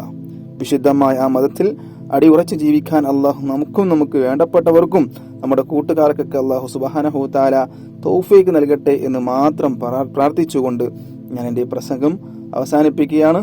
ഇൻഷാ അല്ലാഹ്. അസ്സലാമു അലൈക്കും വറഹ്മത്തുള്ളാഹി വബറകാതുഹു. അൽഹംദുലില്ലാഹ് അസ്സലാത്തു വസ്സലാമു അലാ അഷ്റഫി റസൂലില്ലാഹ് വഅലാ ആലിഹി വസ്വഹ്ബിഹി അജ്മഈൻ. അമ്മാ ബഅദ്. ഇന്ന് ഞാൻ നിങ്ങളോട് സംസാരിക്കാൻ വേണ്ടി പോകുന്നത് കൂട്ടുകാരെ കുറിച്ചാണ്. കൂട്ടുകാരില്ലാത്തവർ നമ്മിൽ ആരും ഉണ്ടാവില്ല, അല്ലെ? ഒരാളെ കുറിച്ച് അറിയാൻ അയാളുടെ കൂട്ടുകാരെ കുറിച്ച് അറിഞ്ഞാൽ മതി എന്ന് പറയാറുണ്ട് നമ്മളൊക്കെ. ഇപ്പം എന്നെ കുറിച്ച് അറിയാൻ എൻ്റെ കൂട്ടുകാരൻ ചോദിച്ചാൽ മതി, എൻ്റെ കൂട്ടുകാരൻ്റെ സ്വഭാവം നോക്കിയാൽ മതി. ആ സ്വഭാവമായിരിക്കും എൻ്റെ സ്വഭാവം. ഇപ്പൊ കൂട്ടുകാരന്റെ എല്ലാ സ്വഭാവവും അവനിലും കാണുമെന്നാണ് ഇതിനർത്ഥം. അതുകൊണ്ട് നാം കൂട്ടുകാരെ തിരഞ്ഞെടുക്കുമ്പോൾ അവർ ഉത്തമരായിരിക്കണമെന്ന് ഇവിടെ പ്രത്യേകം ഉണർത്തേണ്ടതില്ല. നല്ല കൂട്ടുകാരെ മാത്രം തിരഞ്ഞെടുക്കുക, നല്ല കൂട്ടുകെട്ട് മാത്രം കൂടുക. തെറ്റിലേക്ക് നയിക്കുന്ന കൂട്ടുകാരുണ്ടായാൽ നാം നാശമാകുമെന്ന് ഓർക്കുക. പ്രിയമുള്ളവരെ, നിങ്ങൾ കേട്ടിട്ടില്ലേ ചാരിയാൽ ചാരിയത് മണക്കുമെന്ന്? പഴമക്കാർ പറഞ്ഞൊരു പഴഞ്ചൊല്ലാണിത്. അനുഭവം തന്നെയാണ് അവരെ അങ്ങനെ പറയിപ്പിച്ചത്. കൂട്ടുകാർ കാരണമായി തെറ്റുകൾ ചെയ്യുകയും ഒടുവിൽ കുടുംബത്തിലും നാട്ടിലും ചീത്തപ്പേരുണ്ടാക്കുകയും ചെയ്ത എത്ര പേരുടെ വർത്തമാനങ്ങൾ നമ്മൾ കേൾക്കാറുണ്ട്, എത്ര പേരുടെ കഥകൾ നമ്മൾ കേൾക്കാറുണ്ട്. ആയതിനാൽ ഈ സമയത്ത് എനിക്ക് നിങ്ങളോട് ഉണർത്താനുള്ളത്, നാം നല്ല ചങ്ങാത്തവും കൂട്ടുകെട്ടും സ്ഥാപിക്കണം. എങ്കിലേ നമുക്ക് നല്ലവനായി തീരാൻ സാധ്യമാകുള്ളൂ. മഹാനായ ലോകത്തിന്റെ നായകൻ ഗുരു മുത്തു മുഹമ്മദ് മുസ്തഫ സല്ലല്ലാഹു അലൈഹി വസല്ലമ തങ്ങളുടെ കൂട്ടുകാരനെ കുറിച്ച് നിങ്ങൾ കേട്ടിട്ടില്ലേ? ആരായിരുന്നു മുത്തു നബി സല്ലല്ലാഹു അലൈഹി വസല്ലമ തങ്ങളുടെ കൂട്ടുകാരൻ? മറ്റാരുമല്ല, മഹാനായ അബൂബക്കർ സിദ്ദീഖ് റളിയല്ലാഹു അൻഹു ആയിരുന്നു അത്. നബിക്കൊപ്പം താങ്ങും തണലുമായി അദ്ദേഹം ഉണ്ടായിരുന്നു. ഹിറാ ഗുഹയിൽ നബി സല്ലല്ലാഹു അലൈഹി വസല്ലമ തങ്ങളെ സംരക്ഷിക്കാൻ അദ്ദേഹം ചെയ്ത കാര്യം നമ്മളൊക്കെ പഠിച്ചതല്ലേ? ഗുഹയിൽ കയറിയിട്ട് പാമ്പിന് മാളങ്ങളൊക്കെ കാണാൻ സാധിച്ചു. ആ മാളങ്ങളിലൂടെ പാമ്പ് വരുമോ എന്ന ഭയത്താൽ എല്ലാ മാളങ്ങളും അദ്ദേഹത്തിന്റെ വസ്ത്രം കീറിക്കൊണ്ട് അദ്ദേഹം അടച്ചു. അവസാനം ഒരു പഴുതു മാത്രമുണ്ടായിരുന്നു, ഒരു ഓള് മാത്രമുണ്ടായിരുന്നു, മാളം മാത്രമുണ്ടായിരുന്നു. ആ മാളം തന്റെ ചൂണ്ടുവരി കാലിന്റെ തള്ളവിരൽ കൊണ്ട് പൊത്തിപ്പിടിച്ചു. അങ്ങനെ ഒരു പാമ്പ് വന്ന് കുത്തുന്ന കഥയൊക്കെ നമ്മൾ കേട്ടിട്ടുണ്ട്. ആ പാമ്പ് എങ്ങനെ വന്നതാണ് എന്നൊക്കെ വേറൊരു ചരിത്രമുണ്ട്. അത് പണ്ട് ഒരു നബിയുടെ കാലത്ത് യൂസുഫ് നബി അലൈഹി സ്വലാമിനെ കിണറ്റിക്കൊണ്ടിട്ടപ്പോ ആ കിണറ്റിലൊരു പാമ്പിനെ കണ്ടു. ആ പാമ്പാണ് എവിടെ വന്നത്? ഇവിടെ റസൂലുള്ളാഹി സ്വല്ലല്ലാഹു അലൈഹി വസല്ലം തങ്ങളും അബൂബക്കർ സിദ്ദീഖ് റളിയല്ലാഹു അൻഹുവും ഗുഹയിലുള്ളിലിരിക്കുമ്പോൾ വന്ന് കാലിൽ കുത്തിയ പാമ്പ് ആ യൂസുഫ് നബിയുടെ കാലത്തുണ്ടായ പാമ്പാണ് എന്നൊക്കെ പറയപ്പെടുന്നുണ്ട്. ആ ചരിത്രം വലിയൊരു ചരിത്രമാണ്. യൂസുഫ് നബിയെ കിണറ്റിലിട്ടപ്പോ യൂസുഫ് നബി അലൈഹി സ്വലാം പാമ്പിനോട് പറഞ്ഞു, എനിക്ക് ഇത്രയും മൊഞ്ചുണ്ടോ? യൂസുഫ് നബി അലൈഹി സ്വലാമിനോട് പാമ്പ് ചോദിക്കുകയാണ്, യൂസുഫ് നബിയെ അങ്ങനെ കാണാൻ ഇത്രയും മൊഞ്ചുണ്ടോ? അപ്പൊ യൂസുഫ് നബി പറയാണ്, എന്നെ കാണാൻ എത്ര മൊഞ്ചുണ്ടെങ്കിൽ ലോകത്തിന്റെ നായകൻ ഗുരു മുത്തു മുഹമ്മദ് മുസ്തഫ സ്വല്ലല്ലാഹു അലൈഹി വസല്ലം തങ്ങളെ കാണാൻ എത്ര മൊഞ്ചുണ്ടാവും? അപ്പൊ പാമ്പ് പറയണം, എനിക്ക് ലോകത്തിന്റെ നായകൻ ഗുരു മുത്തു മുഹമ്മദ് മുസ്തഫ സ്വല്ലല്ലാഹു അലൈഹി വസല്ലം തങ്ങളെ കണ്ടിട്ട് മാത്രമേ എനിക്ക് മരിക്കണ്ടൂ. അങ്ങ് എന്താക്കണം? അള്ളാഹുവോട് പ്രാർത്ഥിക്കണം. അങ്ങനെ യൂസുഫ് നബി പ്രാർത്ഥിച്ചു. അങ്ങനെ ഒരുപാട് വർഷങ്ങൾ കഴിഞ്ഞു. നബി സല്ലല്ലാഹു അലൈഹി വസല്ലം തങ്ങളുടെ കാലമെത്തി. അങ്ങനെ രണ്ടുപേരും ഗുഹയിൽ കയറി. നബിയും അബൂബക്കർ സിദ്ദീഖ് റളിയല്ലാഹു അൻഹു ഗുഹയിൽ കയറി അവിടെ ഇരുന്നു. മാളങ്ങളൊക്കെ പൊത്തി. ഒരു മാളം മാത്രം ബാക്കിയുണ്ട്. ആ മാളത്തിൽ അബൂബക്കർ സിദ്ദീഖ് റളിയല്ലാഹു അൻഹു കാല് വെച്ചു. അങ്ങനെ ആ കാല് വെച്ച സ്ഥലത്താണ് പാമ്പ് വന്ന് കൊത്തിയത്. ആ പാമ്പ് നബിയെ കാണാൻ വന്നതാണ്. നബിയെ കാണാൻ വന്നപ്പോ എന്താ അവിടെ ഒരു എല്ലാം അടച്ചിട്ട് കാണുന്നു. അങ്ങനെയാണ് അബൂബക്കർ സിദ്ദീഖ് റളിയല്ലാഹു അൻഹുവിന്റെ കാലിൽ കുത്തുന്നത്. ആ കാലിൽ കൊത്തലോടുകൂടി ആ പാമ്പ് മരിക്കുകയുണ്ടായി. ആ പാമ്പ് യൂസുഫ് നബി അലൈഹി സ്വലാമിന്റെ കാലത്തുള്ള പാമ്പാണ്. റസൂലുള്ളാഹിനെ കണ്ടിട്ടേ മരിക്കാൻ പറ്റുള്ളൂ എന്ന് എന്താക്കിയിട്ടുണ്ട്, ചാവാൻ പറ്റുള്ളൂ എന്ന് എന്താക്കിയിട്ടുണ്ട്, അള്ളാഹിനോട് പറഞ്ഞിട്ടുണ്ട്. അങ്ങനെ എന്റെ റൂഹിനെ പിടിക്കാൻ പറ്റുള്ളൂ എന്ന് അള്ളാഹിനോട് യൂസുഫ് നബി അലൈഹി സ്വലാം ദുആ ചെയ്തിട്ടുണ്ട്. അങ്ങനെ യൂസുഫ് നബി അലൈഹി സ്വലാം ദുആ ചെയ്തു. പാമ്പ് വന്നു, നബിയെ കണ്ടു. കണ്ട ഉടനെ മരിച്ചു, ചത്തു. അങ്ങനെയൊക്കെയാണ് പറയപ്പെടുന്നത്. ചരിത്രം എത്രത്തോളം സത്യാവസ്ഥയിലുണ്ട് എന്നറിയില്ല. കേട്ടറിവ് നിങ്ങളോട് പറഞ്ഞത് മാത്രം. അതിലെന്തെങ്കിലും തെറ്റുകൾ സംഭവിച്ചു പോയിട്ടുണ്ടെങ്കിൽ അള്ളാഹു സുബ്ഹാനഹു തആല പുറത്തു തരട്ടെ. അപ്പോ ഹിറാ ഗുഹയിൽ നബിയെ സംരക്ഷിക്കാൻ അദ്ദേഹം ചെയ്ത കാര്യം നമുക്ക് പഠിച്ചിട്ടുണ്ട്. കൂട്ടുകാരൻ ചെയ്ത കാര്യങ്ങൾ, അബൂബക്കർ സിദ്ദീഖ് റളിയല്ലാഹു അൻഹു ചെയ്ത കാര്യങ്ങൾ അല്ലെ? അത്തരം ഉത്തമ കൂട്ടുകാരാവട്ടെ നമ്മുടെ ഫ്രണ്ടുകൾ, കൂട്ടുകാർ. അല്ലാത്തവരെ നമുക്ക് തൽക്കാലം എന്താക്കാം, മാറ്റി നിർത്താം. പറയാൻ ഇനി ഒരുപാട് കാര്യങ്ങളുണ്ട്. പക്ഷെ സമയം എന്നെ അനുവദിക്കാത്തത് കാരണം ഇൻഷാ അല്ലാഹ് എന്റെ വാക്കുകൾ ഉപസംഹരിക്കുന്നു. അൽഹംദുലില്ലാഹ് സ്വലാത്തു വസ്സലാമു അലാ അഷ്റഫി റസൂലില്ലാഹ് വഅലാ ആലിഹി വസഹ്ബിഹി അജ്മഈൻ. അമ്മാ ബഅദ്. പ്രിയമുള്ള വിശ്വാസികളെ, സഹോദര സഹോദരിമാരെ, അസ്സലാമു അലൈക്കും വറഹ്മത്തുള്ളാഹ്. അങ്ങനെ ഉമർ ഇബ്നുൽ ഖത്താബ് റളിയല്ലാഹു അൻഹു അങ്ങനെ പെങ്ങളെ വധിക്കാൻ പോവുകയാണ്. ഉമർ ഫാത്തിമയുടെ വീടിനടുത്തെത്തി. അകത്ത് നിന്നെന്തോ ഒരു ശബ്ദം കേൾക്കുന്നു. ശ്രദ്ധിച്ചു. വിശുദ്ധ ഖുർആൻ പാരായണം ചെയ്യുകയാണ്. ഉമർ കോപത്തോടെ വാതിലിൽ മുട്ടി, വാതിൽ തുറക്കൂ. ഫാത്തിമക്ക് കാര്യം മനസ്സിലായി. ഖുർആൻ എഴുതിയ ഏട് ഒളിപ്പിച്ചു വെച്ചു വാതിൽ തുറന്നു. നിങ്ങൾ മുഹമ്മദിന്റെ മതത്തിൽ ചേർന്നുവോ? അതും ചോദിച്ചുകൊണ്ട് സഈദിനെ ആക്രമിച്ചു. ഫാത്തിമ ഇടയിൽ ചാടി വീണു. ഫാത്തിമക്കും അടികിട്ടി. റളിയല്ലാഹു അൻഹാ നെറ്റി പൊട്ടി രക്തമൊലിക്കുകയാണ്. കണ്ണീരും വിയർപ്പും രക്തത്തുള്ളികളും ഒന്നു ചേർന്നു. ഫാത്തിമയുടെ മുഖം മാറി. ഉമറിനെ തുറിച്ചു നോക്കി. താൻ കണ്ടു പരിചയിച്ച ഫാത്തിമയല്ലല്ലോ ഇത്, ഇതാ ഒരു ദീനവനിത. ഫാത്തിമ സംസാരിച്ചു. ഉമർ, ഞങ്ങൾ ഇസ്ലാം മതം സ്വീകരിച്ചു കഴിഞ്ഞു. ഇനിയൊരു ശക്തിക്കും ഞങ്ങളെ പിന്തിരിപ്പിക്കാനാവില്ല. നിങ്ങൾക്ക് എന്ത് വേണമെങ്കിലും ചെയ്യാം. ഫാത്തിമ റളിയല്ലാഹു അൻഹായുടെ ധീരമായ പ്രഖ്യാപനം. ഫാത്തിമ എന്ന് പറയുന്നത് ഉമർ ഇബ്നുൽ ഖത്താബ് റളിയല്ലാഹു അൻഹുവിന്റെ പെങ്ങളാണ്, അല്ലാതെ റസൂലുള്ളാഹി സ്വല്ലല്ലാഹു അലൈഹി വസല്ലം തങ്ങളുടെ മകളായ ഫാത്തിമയല്ല റളിയല്ലാഹു അൻഹ. അങ്ങനെ ഉമർ ഞെട്ടി. ഇത്ര ശക്തമാണോ ആ വിശ്വാസം? ഉമർ തളരുകയാണ്. ഫാത്തിമ, എന്താണ് നിങ്ങൾ വായിച്ചു കൊണ്ടിരുന്നത്? എന്നെ കൂടി ഒന്ന് കാണിക്കൂ, ഞാൻ ഒന്നൊന്ന് വായിക്കട്ടെ. ചഞ്ചലായ ധീരൻ, കുളിച്ചു ശുദ്ധിയായി വരൂ. ഉമർ പോയി കുളിച്ചു ശുദ്ധിയായി വന്നു. ഏട് കയ്യിൽ വാങ്ങി ആയത്തുകൾ ഓതാൻ തുടങ്ങുകയാണ്. അങ്ങനെ നമ്മൾ മുന്നേ പറഞ്ഞല്ലോ, ഉമർ ഇബ്നുൽ ഖത്താബ് റളിയല്ലാഹു അൻഹു ചെറുപ്പത്തിലെ എഴുത്തും വായനയും അറിയുന്ന ആളായിരുന്നു. ആ സമയത്തൊന്ന് മക്കയിലോ മദീനയിലോ എഴുത്തും വായനയും അറിയുന്ന ഒരുപാട് ആളുകളൊന്നും ഉണ്ടായിരുന്നില്ല. അങ്ങനെ ചുരുക്കം ചിലരിൽ ഒരാളായിരുന്നു ഉമർ ഇബ്നുൽ ഖത്താബ് റളിയല്ലാഹു അൻഹു. അങ്ങനെ ഓതാൻ തുടങ്ങി. മനസ്സിലേക്ക് തൗഹീദിന്റെ പ്രകാശം ശക്തമായി കടന്നു വരുന്നു. ഉമറിന്റെ നയനങ്ങൾ നിറഞ്ഞൊഴുകുകയാണ്. അള്ളാഹുവിന്റെ വചനങ്ങൾക്ക് എന്തൊരു വശ്യത! വായിക്കും തോറും വിശ്വാസം ശക്തമാകുന്നു. ഫാത്തിമ, എവിടെയാണ് പ്രവാചകൻ? എനിക്കൊന്ന് കാട്ടിത്തരൂ, ആ മുഖമൊന്ന് കാണണം, ഉപദേശം കേൾക്കണം. അങ്ങനെ ഉമറാകെ മാറിപ്പോയി. അല്ലാഹു അല്ലാതെ മറ്റൊരു ഇലാഹില്ല എന്നും മുഹമ്മദ് അവന്റെ റസൂലാണെന്നും വിശ്വസിച്ചു കഴിഞ്ഞു. പ്രവാചകൻ ദാറുൽ അർഖമിലാണുള്ളത്. നമുക്കങ്ങോട്ട് പോകാം. വികാരഭരിതമായ മനസ്സുമായി ഉമർ നടന്നു. അകലെ അർഖമിന്റെ വീട് കാണാം. അതാണ് ദാറുൽ അർഖം. അവിടെയാണ് പ്രവാചകൻ കൂടെ സത്യവിശ്വാസികളും. അങ്ങെത്താൻ ധൃതിയായി നടത്തത്തിന് വേഗം കൂടി. ദാറുൽ അർഖമിൽ ഇരിക്കുന്നവർ ആ കാഴ്ച കണ്ടു. ഉമർ ധൃതിയിൽ വരുന്നു. കയ്യിൽ വാളുമുണ്ട്. ഹംസ റളിയല്ലാഹു അൻഹു എഴുന്നേറ്റ് നിന്ന് പ്രഖ്യാപിച്ചു, ഉമർ നല്ല ഉദ്ദേശവുമായിട്ടാണ് വരുന്നതെങ്കിൽ കൊള്ളാം, കുഴപ്പത്തിനാണ് വരുന്നതെങ്കിൽ ആ വാള് കൊണ്ട് തന്നെ ഞാൻ അവന്റെ കഥ കഴിക്കും. ഉമർ വാതിൽക്കലെത്തി. പ്രവാചകൻ സല്ലല്ലാഹു അലൈഹി വസല്ലം തങ്ങളുടെ അടുത്തേക്ക് ചെന്നു. വസ്ത്രത്തിൽ പിടിച്ചുകൊണ്ട് ചോദിച്ചു, എന്ത് ഉദ്ദേശത്തിലാണ് ഈ വരവ്? ഇസ്ലാം സ്വീകരിക്കാൻ നബി സല്ലല്ലാഹു അലൈഹി വസല്ലം തങ്ങൾ ഷഹാദത്ത് കലിമ ചൊല്ലിക്കൊടുത്തു. സത്യവിശ്വാസികൾ ആഹ്ലാദപൂർവ്വം തക്ബീർ മുഴക്കി. അല്ലാഹു അക്ബർ, അല്ലാഹു അക്ബർ. ഹംസ റളിയല്ലാഹു അൻഹു ഇസ്ലാമിൽ വന്നതിന്റെ 3-ാം ദിവസമാണ് ഈ സംഭവം. അല്ലാഹുവിന്റെ റസൂലേ,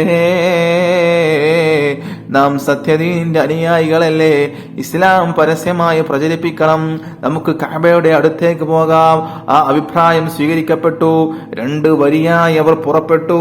ഒരു വരിയുടെ മുമ്പിൽ ഹംസ റളിയല്ലാഹു അൻഹും, ധീരനായ ഹംസ റളിയല്ലാഹു അൻഹും.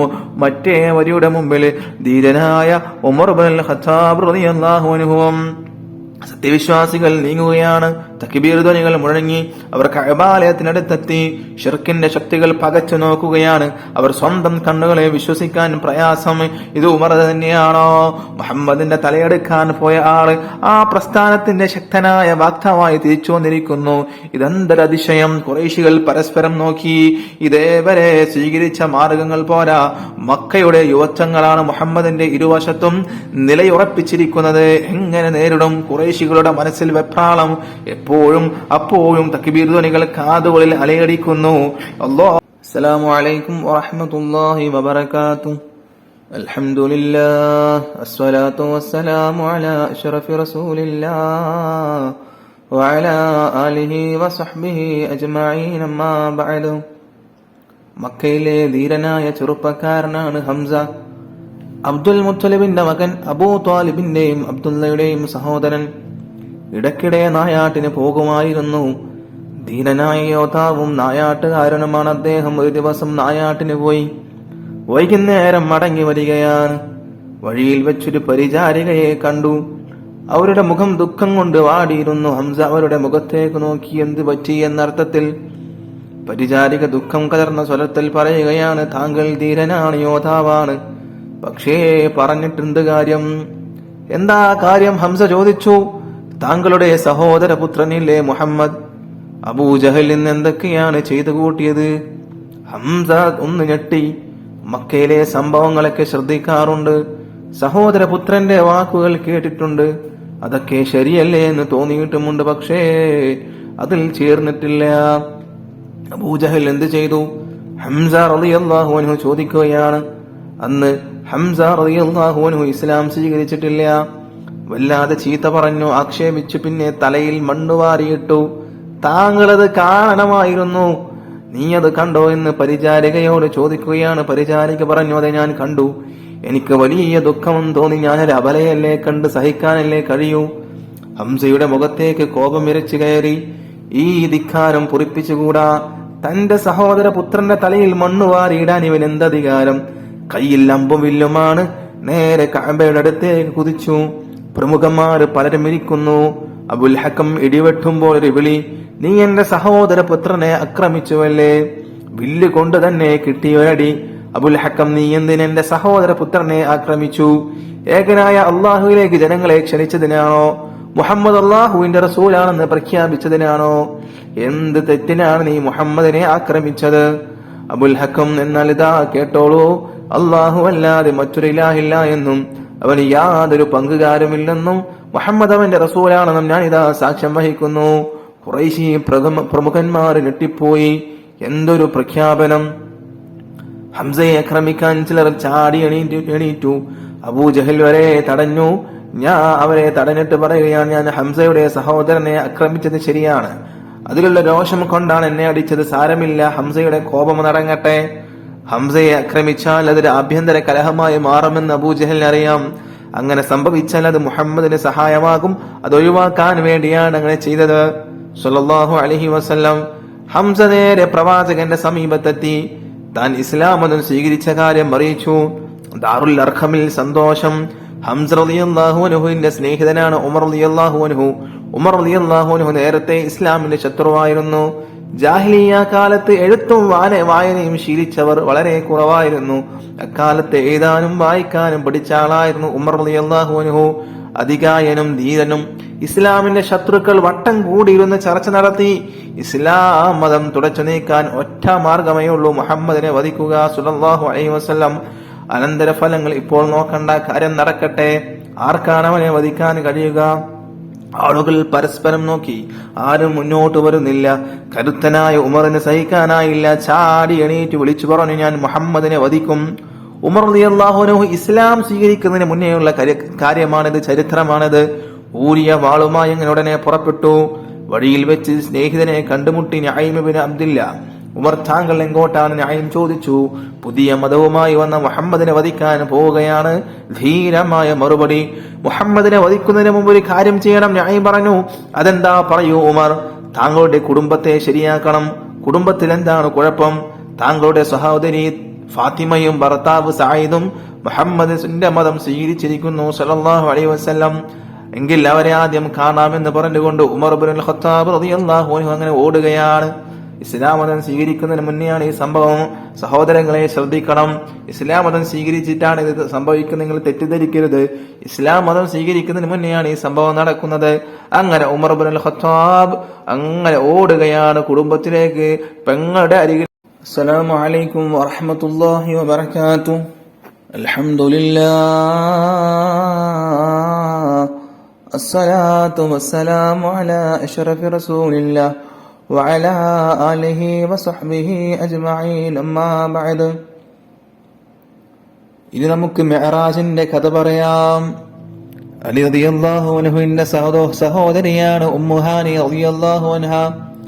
ഉമ്മുഹാനി റളിയല്ലാഹു അൻഹയുടെ വീട്ടിലൊരു രാത്രി നബി സല്ലല്ലാഹു അലൈഹി വസല്ലം തങ്ങൾ ഉറങ്ങുകയായിരുന്നു. ജിബ്രീൽ അലൈഹിസ്സലാം വന്ന് നബിയെ വിളിച്ചുണർത്തി മസ്ജിദുൽ ഹറാമിലേക്ക് കൂട്ടിക്കൊണ്ടുപോയി. ദീർഘമായ ഒരു യാത്രക്കുള്ള ഒരുക്കമാണ്. യാത്രയ്ക്ക് വേണ്ടി മൃഗത്തെ കൊണ്ടുവന്നു. കഴുതയേക്കാൾ വലിപ്പമുണ്ട്. കോവർ കഴുതയേക്കാൾ ചെറുതാണ്. വെളുത്ത നിറമാണ്. ഒരു അത്ഭുത ജീവിയാണ്. പേര് ബുറാഖ്. അതിൽ കയറി യാത്ര തുടങ്ങി. പെട്ടെന്ന് ബൈത്തുൽ മുഖദ്ദസിലെത്തി. പ്രവാചകന്മാർ സാധാരണ മൃഗങ്ങളെ ബന്ധിക്കുന്ന ഒരു കവാടമുണ്ട്. ആ കവാടത്തിൽ ബുറാഖിനെ കെട്ടിയിട്ടു. മസ്ജിദുൽ അഖ്സായിൽ പ്രവേശിച്ചു 2 റക്അത്ത് സുന്നത്ത് നിസ്കരിച്ചു. അത് കഴിഞ്ഞു പുറത്തു വന്നു. ജിബ്രീൽ അലൈഹിസ്സലാം കാത്തു നിൽക്കുന്നു. നബി സല്ലല്ലാഹു അലൈഹി വസല്ലം തങ്ങളുടെ മുമ്പിൽ 2 പാനപാത്രങ്ങൾ വെച്ചു. ഒന്നിൽ പാലാണ്, മറ്റൊന്നിൽ മദ്യമാണ്. പ്രവാചകൻ സല്ലല്ലാഹു അലൈഹി വസല്ലം തങ്ങൾ പാല് സ്വീകരിച്ചു. അതിനുശേഷം ആകാശാരോഹണം ആരംഭിച്ചു. 1-ാം ആകാശത്തെത്തി. കാവലിരിക്കുന്ന മലക്കിനോട് ജിബ്രീൽ അലൈഹിസ്സലാം പ്രവേശാനുമതി ആവശ്യപ്പെട്ടു. താങ്കളുടെ കൂടെ ആരാണ്? മലക്കിന്റെ ചോദ്യം. ജിബ്രീൽ മറുപടി പറയുകയാണ്, അത് അഷ്റഫുൽ ഖൽഖ് ത്വാഹ റസൂലുള്ളാഹി സ്വല്ലല്ലാഹു അലൈഹി വസല്ലം തങ്ങളാണ്. ലോകത്തിന്റെ നായകന് സ്വാഗതം, അഷ്റഫുൽ ഖൽഖിന് സ്വാഗതം. ഒരാൾ അവിടെ ഇരിക്കുന്നു. ജിബ്രീൽ അലൈഹിസ്സലാം പരിചയപ്പെടുത്തി, മാനവകുലത്തിന്റെ പിതാവായ ആദം നബി അലൈഹിസ്സലാമാണിത്, അഭിവാദ്യം ചെയ്യൂ. നബി സല്ലല്ലാഹു അലൈഹി വസല്ലം തങ്ങൾ അഭിവാദ്യം ചെയ്തു. പ്രത്യഭിവാദ്യം എന്ന നിലക്ക് ആദം നബി അലൈഹിസ്സലാം പറഞ്ഞു, ഉന്നതനായ പുത്രന് സ്വാഗതം. റസൂലുള്ളാഹി സ്വല്ലല്ലാഹു അലൈഹി വസല്ലം തങ്ങൾക്ക് സ്വാഗതം. പിന്നീട് 2-ാം ആകാശത്തെത്തി. അവിടെയും മലക്കുകളുടെ ചോദ്യവും ഉത്തരവും നടന്നു. യഹ്യാ നബി അലൈഹിസ്സലാമിനെയും ഈസാ നബി അലൈഹിസ്സലാമിനെയും കണ്ടു, അഭിവാദ്യം ചെയ്തു. 3-ാം ആകാശത്ത് വെച്ച് യൂസുഫ് നബി അലൈഹിസ്സലാമിനെ കണ്ടു. 4-ാം ആകാശത്ത് വെച്ച് ഇദ്രീസ് നബി അലൈഹിസ്സലാമിനെ കണ്ടു. 5-ാം ആകാശത്ത് ഹാറൂൻ നബി അലൈഹിസ്സലാമിനെ കണ്ടു. 6-ാം ആകാശത്തെ മൂസാ നബി അലൈഹിസ്സലാമിനെ കണ്ടു. 7-ാം ആകാശത്ത് ഇബ്രാഹിം നബി അലൈഹിസ്സലാമിനെ കണ്ടു. കണ്ടുമുട്ടിയ എല്ലാ പ്രവാചകന്മാരെയും അഭിവാദ്യം ചെയ്തു. അവർ പ്രവാചകനെ സ്വാഗതം ചെയ്തു. പിന്നെ സിദ്റത്തുൽ മുൻതഹയെത്തി. ജിബ്രീൽ അലൈഹിസ്സലാം പിരിഞ്ഞു.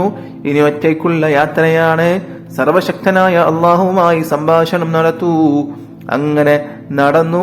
അഭൗതികവും അമാനുഷികവുമായ കാര്യങ്ങൾ. തിരികെ യാത്ര ആരംഭിച്ചു. 6-ാം ആകാശത്ത് വെച്ച് മൂസാ അലൈഹിസ്സലാമിനെ വീണ്ടും കാണുന്നു.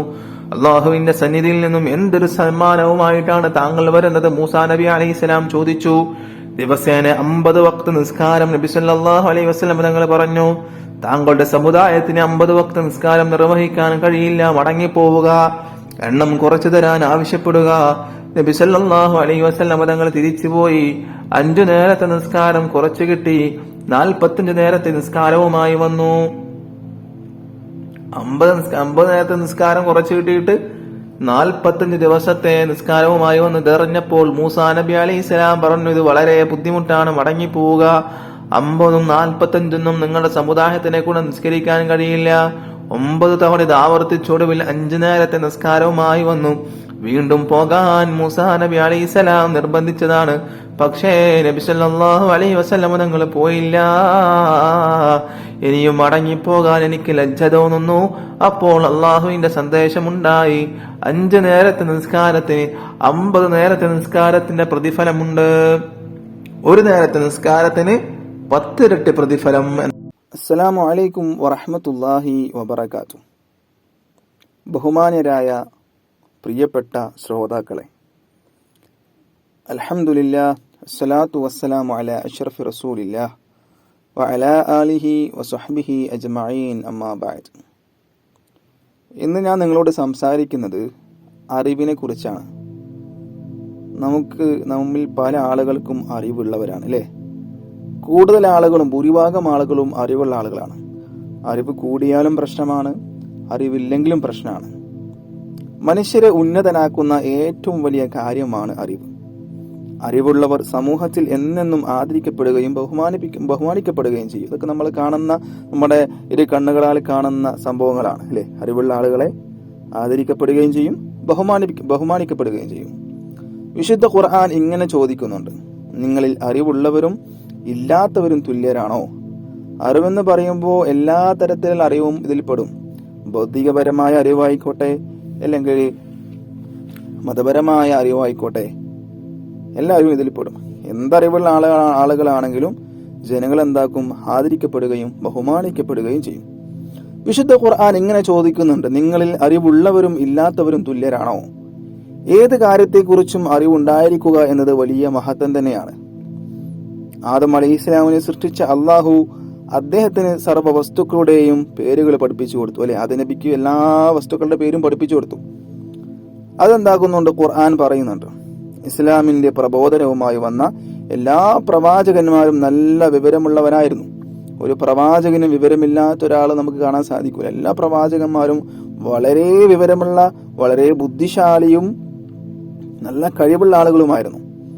അറിവുള്ളവർ സമൂഹത്തിൽ ഏറെ ആദരിക്കപ്പെടുന്നത് നാം കണ്ടിരിക്കും അല്ലേ? നമ്മൾ കാണാറുണ്ട് നമ്മുടെ നാട്ടിലെ അറിവുള്ള ആളുകൾ, പ്രത്യേകിച്ച് ഉസ്താദുമാർ, അവരൊക്കെ സമൂഹത്തിൽ നല്ല ആദരിക്കപ്പെടുന്ന ആളുകളാണ്.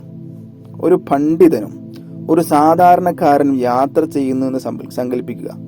ഒരു വാഹനത്തിൽ ഒരു പണ്ഡിതനും യാത്ര ചെയ്യുന്നു, സാധാരണക്കാരനും യാത്ര ചെയ്യുന്നു. വഴിയിൽ പണ്ഡിതന്റെ കൈ പിടിക്കാനും വിശേഷങ്ങൾ തിരക്കാനും ആളുകൾ തിരക്ക് കൂട്ടുന്നത് നമുക്ക് കാണാം. അറിവില്ലാത്ത ആളെ ആരും പരിഗണിക്കുന്നതായി കാണില്ല. അറിവുള്ളവർ മരണപ്പെട്ടാലും അവരെ കുറിച്ച് പറയാൻ ധാരാളം ആളുകൾ ഉണ്ടാവും അല്ലെ? അറിവില്ലാത്തവർ മരണപ്പെട്ടതോടെ അവനെ ആളുകൾ മറന്നുപോകും. പക്ഷെ അറിവുള്ള ആളുകളാണെങ്കിലോ കാലങ്ങളോളം സ്മരിച്ചുകൊണ്ടിരിക്കും. എന്തെങ്കിലും എങ്ങനെയെങ്കിലും പഠിച്ചത് കൊണ്ട് അറിവുണ്ടാകണമെന്നില്ല. അതിന് ചില മര്യാദകളൊക്കെ പാലിക്കണം. കാര്യഗൗരവത്തോടെ പഠിക്കുക, അതുമായി ബന്ധപ്പെട്ട കാര്യങ്ങളെ ബഹുമാനിക്കുക, പഠിച്ചതനുസരിച്ച് പ്രവർത്തിക്കുക എന്നിവയൊക്കെ മുഖ്യമാണ്. ഇതൊക്കെ ഉണ്ടെങ്കിൽ മാത്രമേ ഒരാൾക്ക് എന്തുണ്ടാവുകയുള്ളൂ? അറിവുണ്ടാവുകയുള്ളൂ. അത്തരത്തിലുള്ള അറിവിനെ സ്ഥാനം ലഭിക്കുകയും ചെയ്യുള്ളൂ. ഞാനൊരു കാര്യം മാത്രം നടത്തിയിട്ട് എൻ്റെ ഈ പ്രസംഗം അവസാനിപ്പിക്കുകയാണ്. നമ്മുടെയൊക്കെ വീട്ടിൽ കുട്ടികളുണ്ട് അല്ലേ? നിങ്ങളൊക്കെ കുട്ടികളാണ് അല്ലേ? ഈ എൻ്റെ ശബ്ദം കേൾക്കുന്ന ചില ആളുകൾ വലിയ മുതിർന്ന ആളുകളുണ്ടാകും, ചെറിയ ആളുകളുണ്ടാകും, അതിലും ചെറിയ കുട്ടികളുണ്ടാകും. അപ്പൊ കുട്ടികൾ പഠിച്ചു വളരേണ്ട കാലമാണിപ്പോൾ. അവസരങ്ങൾ ധാരാളം ഉണ്ടായിട്ടും നാം അതൊന്നും ഉപയോഗിക്കപ്പെടുന്നില്ല. ആർക്കോ വേണ്ടി പഠിക്കുകയാണ് പലരും. ഉമ്മ വഴക്ക് പറയുമോ, ഉസ്താദ് കണ്ണുരട്ടുമോ, അല്ലെങ്കിൽ ടീച്ചർ കണ്ണുരട്ടുമോ എന്ന് പേടിച്ചിട്ടാണ് നമ്മൾ പലരും പഠിക്കുന്നത്. ഇതുകൊണ്ട് നാം ഒരിക്കലും പുരോഗതി ഉണ്ടാവില്ല. നമുക്കൊരു പുരോഗതി ഉണ്ടാവില്ല, നമ്മൾ എവിടെയും എത്തൂല. മാത്രമല്ല നമ്മെ ആദരിക്കപ്പെടുകയുമില്ല. ആയതിനാൽ നാം അറിവിന്റെ മഹത്വം ഉൾക്കൊള്ളണമെന്നും നല്ല അറിവുള്ളവരായി തീരണമെന്നും അഭ്യർത്ഥിച്ചുകൊണ്ട് എന്റെ ഈ പ്രസംഗം നിർത്തുകയാണ്. അസ്സലാമു അലൈക്കും വറഹ്മത്തുള്ളാഹി വബറകാതുഹു. പ്രിയമുള്ള മുഅ്മിനീങ്ങളെ, വിശ്വാസികളെ, ഉമ്മ എന്ന 3 അക്ഷരം കുറിക്കുന്നത് സഹനം എന്ന 3 ലക്ഷ്യത്തെയാണ്. ഉമ്മക്കൊരു ഉമ്മയായി കൊടുത്താലും, അതായത് ഉമ്മാക്ക് പകരം വേറെ ഉമ്മയെ കൊടുത്താലും, ജീവിതം മുഴുവനും സേവിച്ചാലും ആ മാതൃഹൃദയം തന്ന സ്നേഹസേവന സമ്മാനത്തിന് പകരമാവില്ല എന്നതാണ് സത്യം. ഉദാഹരണത്തിന്, നമ്മുടെ ഉമ്മ മരണപ്പെട്ടു, നമ്മുടെ പിതാവ് വേറൊരു വിവാഹം കഴിച്ചു, അങ്ങനെ നമുക്ക് വേറൊരു ഉമ്മയെ കിട്ടി. ആ ഉമ്മ നമ്മൾ നല്ല പോലെ നോക്കി, ഒരുപാട് സ്നേഹിച്ചു, വേണ്ടതെല്ലാം ഉണ്ടാക്കി തന്നു. എന്നാലും നമ്മുടെ ഉമ്മാക്ക് പകരം വെക്കാനാവില്ല. അൽ ജന്നതു തഹ്ത അഖ്ദാമിൽ ഉമ്മഹാത്ത്, ആ തിരുപാദത്തിന് കീഴാണ് സ്വർഗമെന്ന് പ്രവാചക വചനം അതിന് മതിയായ തെളിവാണ്. മാത്രമല്ല, ഒരിക്കൽ ഏറ്റവും കൂടുതൽ കടമയും കടപ്പാടും ആരോട് വേണമെന്ന് സ്വഹാബത്തിന്റെ ചോദ്യത്തിന് ആദ്യ 3 പ്രാവശ്യവും നിന്റെ ഉമ്മയോട് ഉമ്മയോട് ഉമ്മയോട് എന്നാണ് മുത്തുനബി സല്ലല്ലാഹു അലൈഹി വസല്ലം തങ്ങൾ മൊഴിഞ്ഞത്. അത്രത്തോളം അവരോട് നാം കടപ്പെട്ടിരിക്കുന്നു. 10 മാസം നമ്മെ ചുമന്ന ദിനങ്ങൾ, പ്രസവത്തിന്റെ നൊമ്പര നിമിഷങ്ങൾ, ശേഷമുള്ള ക്ലേശകരമായ സന്ദർഭങ്ങൾ, അവരുടെ ക്ഷമയെ നമുക്ക് അളക്കാനാകുമോ? ഇല്ല, ഒരിക്കൽ നമുക്ക് നനക്കാനാവില്ല. അതുകൊണ്ട് തന്നെയാണ് അള്ളാഹു എനിക്ക് നിങ്ങൾ നന്ദി അർപ്പിക്കുക എന്ന് പഠിപ്പിച്ച ശേഷം നിങ്ങളെ മാതാപിതാക്കൾ കൂടി നിങ്ങൾ ചെയ്യണമെന്ന് പഠിപ്പിച്ചത്. മാത്രമല്ല, അവരോട് ചേ എന്ന ചെറുപുച്ച വാക്ക് പോലും വരുത്തുന്ന ഖുർആൻ ഉദ്ഘോഷിച്ചു പഠിപ്പിച്ചു.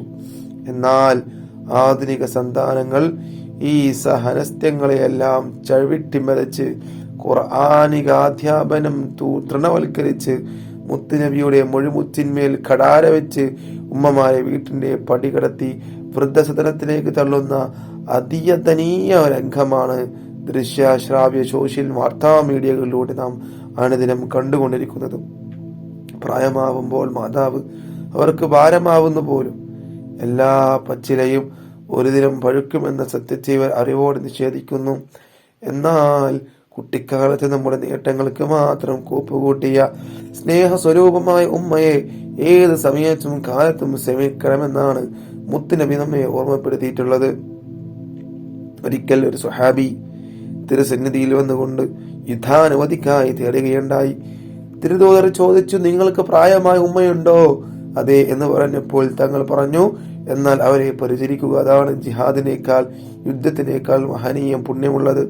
നോക്കൂ, ഉമ്മമാരെ പരിചരിക്കേണ്ട ആവശ്യകതയെ തിരുനബി സല്ലല്ലാഹു അലൈഹി വസല്ലം തങ്ങൾ എങ്ങനെയാണ് അടയാളപ്പെടുത്തിയതെന്ന്. അതുകൊണ്ട് അവരെ ആദരിക്കുകയും സേവിക്കുകയും അതുവഴി സ്വർഗീയ സുഖം സ്വായത്തമാക്കാൻ നാം ശ്രദ്ധിക്കേണ്ടതുണ്ട്. അല്ലാഹു സുബ്ഹാനഹു തആല ഇതിന് തൗഫീഖ് നൽകട്ടെ. നാം എങ്ങനെയാണോ നമ്മുടെ ഉമ്മയോട് ചെയ്യുന്നത്, നമ്മുടെ മക്കൾ അതുപോലെ നമ്മോട് ചെയ്യും. ഉമ്മാക്ക് നന്മകൾ ചെയ്താൽ കൊടുത്താൽ, ഉമ്മാക്ക് സഹായ സഹകരണങ്ങൾ ചെയ്തു കൊടുത്താൽ, നമ്മുടെ മക്കൾ നമ്മോട് നന്മ കാണിക്കും, സ്നേഹം കാണിക്കും, നമ്മോട് സഹകരിക്കും. നമുക്ക് നമ്മുടെ സഹായ സഹകരണത്തിന് വേണ്ടി നമ്മുടെ കൂടെ എപ്പോഴും ഉണ്ടാകും.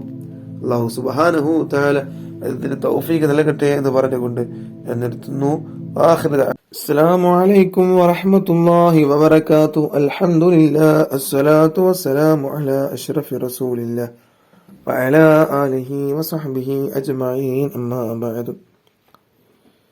ലോകത്ത് മൊത്തം മുത്തുനബിയുടെ കീർത്തനങ്ങൾ പാടിയും പറഞ്ഞും കൊണ്ടിരിക്കുന്ന ഈ സന്തോഷവേളയിൽ കുട്ടികളുടെ പ്രവാചകൻ എന്ന വിഷയത്തിൽ ഞാനും ചിലത് പങ്കുവെക്കാം. അല്ലാഹു സുബ്ഹാനഹു തആല തൗഫീഖ് നൽകട്ടെ.